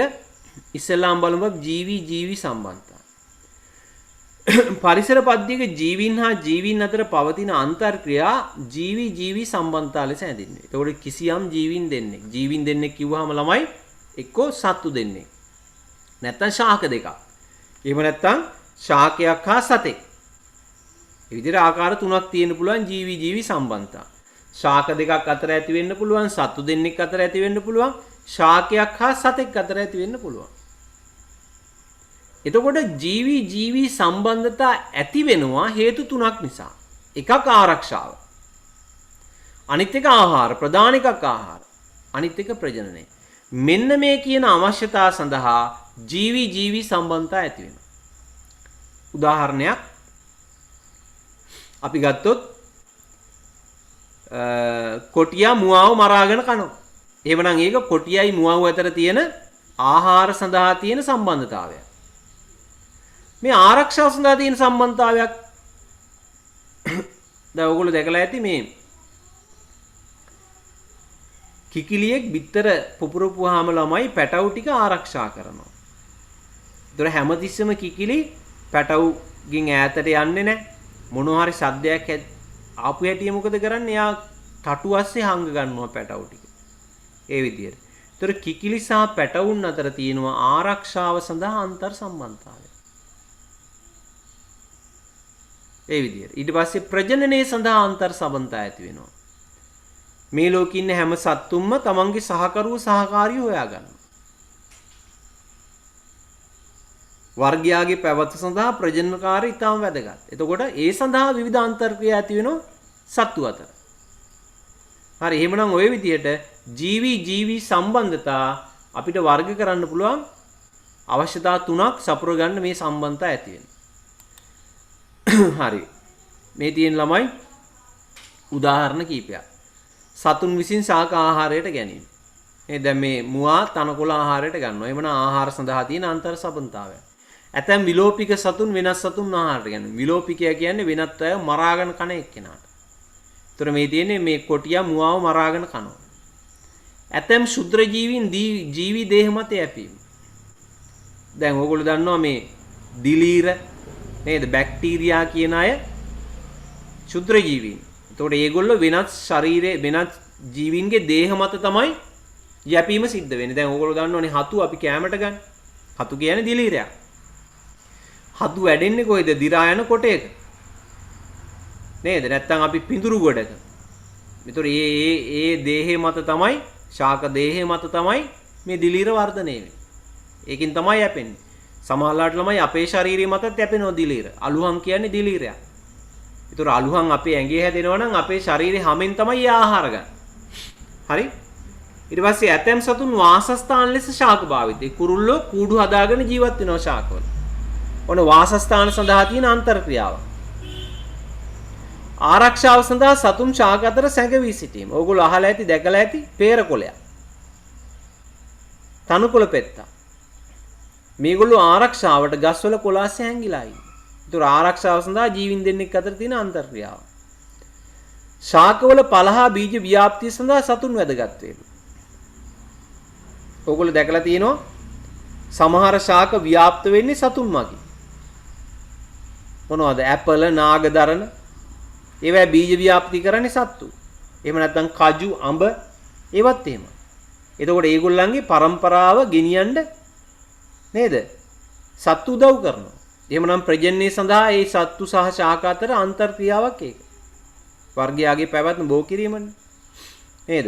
ඊට පස්සේ ඇතැම් ශාක කෘමීන්ගේ නයිට්‍රජනීය පෝෂණ අවස්ථා සපුර ගන්නවලු. බලන්නකෝ මේ තියෙන බාඳුරා කෙන්ඩියා. ඒතර මේ බාඳුරා කෙන්ඩියෙන් සත්තු අල්ල ගන්නවා. කෘමි සත්තු. අල්ලගෙන නයිට්‍රජනීය පෝෂණ අවශ්‍යතා සපුර ගන්නවා. ජීර්ණය කරලා උරා ගන්නවා. මේගොල්ලෝ ආහාරයෙන් නෙවෙයි ළමයි අත්‍තරම ගන්න. ආහාර නෙවෙයි නයිට්‍රජන් කනිජ ලවණ සපුර ගන්න. ජීවයේ අඛණ්ඩ පැවැත්ම නිසා ප්‍රජනනය මගින් නව ජනිතයන් බිහි කරනවලු. ජීවින් දෙන්නේ. ඉතින් ඔන්න ඔය විදිහට ජීවින් අතර අන්තර්ක්‍රියා ඇති වෙනවා ළමයි විවිධ හේතු නිසා. ඊට පස්සේ ජීවි අජීවී සම්බන්ධතා. ජීවි අජීවී සම්බන්ධතා කියන්නේ ජීවීන් සහ අජෛව සංඝටක අතර තියෙන අන්තර් සම්බන්ධතා. ජීවියෙක් සහ අජීවී සංඝටක. බලන්නකො හොඳම උදාහරණය. ප්‍රභා සංශ්ලේෂණය. ප්‍රභා සංශ්ලේෂණය කියන්නේ ශාක ආහාර නිපදවන එක. එතකොට මේ ශාක ආහාර නිපදවන්න පසෙන් ජලය උරා ගන්නවා. වායු ගෝලෙන් කාබන් ඩයොක්සයිඩ් උරා ගන්නවා. ඒකත් අජෛව සංඝටකයක්. ජලයත් අජෛව සංඝටකයක්. නේද? සූර්යාගෙන් ආලෝක ශක්තියත් උරා ගන්නවා අජෛව සංඝටකයක්. මේ ඔක්කොම අජෛව සංඝටක ටික දාලා තමයි පත්‍රය ඇතුලේ ආහාර හදන්නේ. හදලා වායු ගෝලයට මෙයා ඔක්සිජන් ලබා දෙනවා.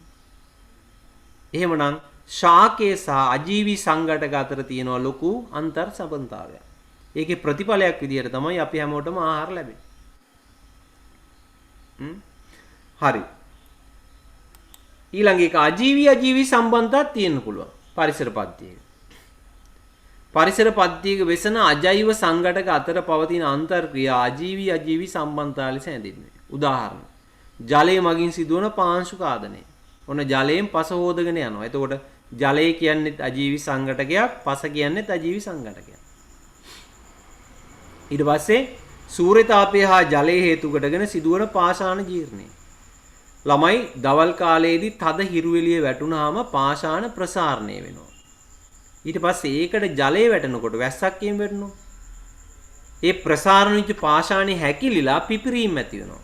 පාෂාණ ජීර්ණය වෙනවා. පාෂාණ ජීර්ණය වෙන එක ක්‍රමයක් ඒක. එතකොට සූර්ය තාපයේ ජලය කියන අජීවී සංඝටකයත් එක්ක පාෂාණ කියන්නේ අජීවී සංඝටකයක්. මේවයි අන්තර්ක්‍රියා හේතුවෙන් පාෂාණ දි รา පත් වීම වෙනවා. අපි ඒවට කියනවා අජීවී සම්බන්ධය. ඉතින් මේ විදිහට පරිසර පද්ධතියක ජීවී අතර, ජීවීන් සහ අජෛව සංඝටක අතර, ඒ වගේම අජෛව සංඝටක එකිනෙක අතරත් අන්තර් සම්බන්ධතා තියෙනවා. එහෙම වුණොත් තමයි ඒක පරිසර පද්ධතියක් කියලා අපි කියන්නේ. හරි. ළමයි මේ පාඩම මේ ඉතුරු කොටස තියෙන්නේ අපේ ලංකාවේ ස්වාභාවික පරිසර පද්ධතීන් ගැන. හරි? දැන් ගොඩාක් කතා කරා තනිකරම මම කතා කරේ දැන් පැය දෙකක් විතර දෙකකට චුට්ටක් අඩුයි. හරි. ඒක නිසා උගුරත් රිදෙනවා දැන් මගේ. මොකද මේකේ අපිට ගාණක් හදන්නවත් නැහැ නේද? ලියන්නවත් මුකුත් නැහැ. ඉතින් ඔය කතාව අහගෙන ඉන්න තමයි තියෙන්නේ. ඉතින් මම මුලදීම කිව්වා ඔයගොල්ලන්ට මේ පාඩමේ ස්වභාවය ගැන නෝට් එක ලියන්න දුන්නා නම් ඕගොල්ලෝ මේක මාස එකමාරක් විතර යන පාඩමක්. ඉතින් ඒක නිසා තමයි නෝට් එකත් print කරලා දුන්නේ. අපිට ඉක්මනින් ඉවර කරගන්න පුළුවන්. කොහොම වුණත් ඕගොල්ලෝ නෝට් එක හොඳට කියවන්න. මේකෙන් මම මේ පාඩම ඉවර වෙච්ච හැටි අනිවාර්යෙන් පේපර් එකක් කරනවා. ලබන සතියේ අපි මේ පාඩමේ ඉතුරු ටික කතා කරනවා. එතකොට ඊළඟ සතියේ අපි මේකේ මේ සියලු එහෙම නැත්තම් තේරුම් නැහැ ළමයි. මං විතරයි කතා කරා වෙන්නේ. ඕගොල්ලෝ නෝට් එක අහකට දාලා මේක නිකන් ඉන්නවා. ඒක නිසා අද ඉඳන් දැන් තව සතියක් තියෙනවා. ඊළඟ සතියේත් පාඩම කරපුවාම සති දෙකක් තියෙනවා. එතකොට මේ සති දෙකේ නෝට් එක හොඳට බලන්න. අද අපි කතා කරපු ටික තව සැරයක් දෙසරයක් කියවන්න. කියවලා අපි පාඩම ඉවර කරපු හැටියේ පේපර් එකක් කරනවා මේ පාඩමෙන් විතරක්. හරි? එහෙමනම් ළමයි අපි අනිත් දවසේ ඉතුරු ටික කතා කරමු.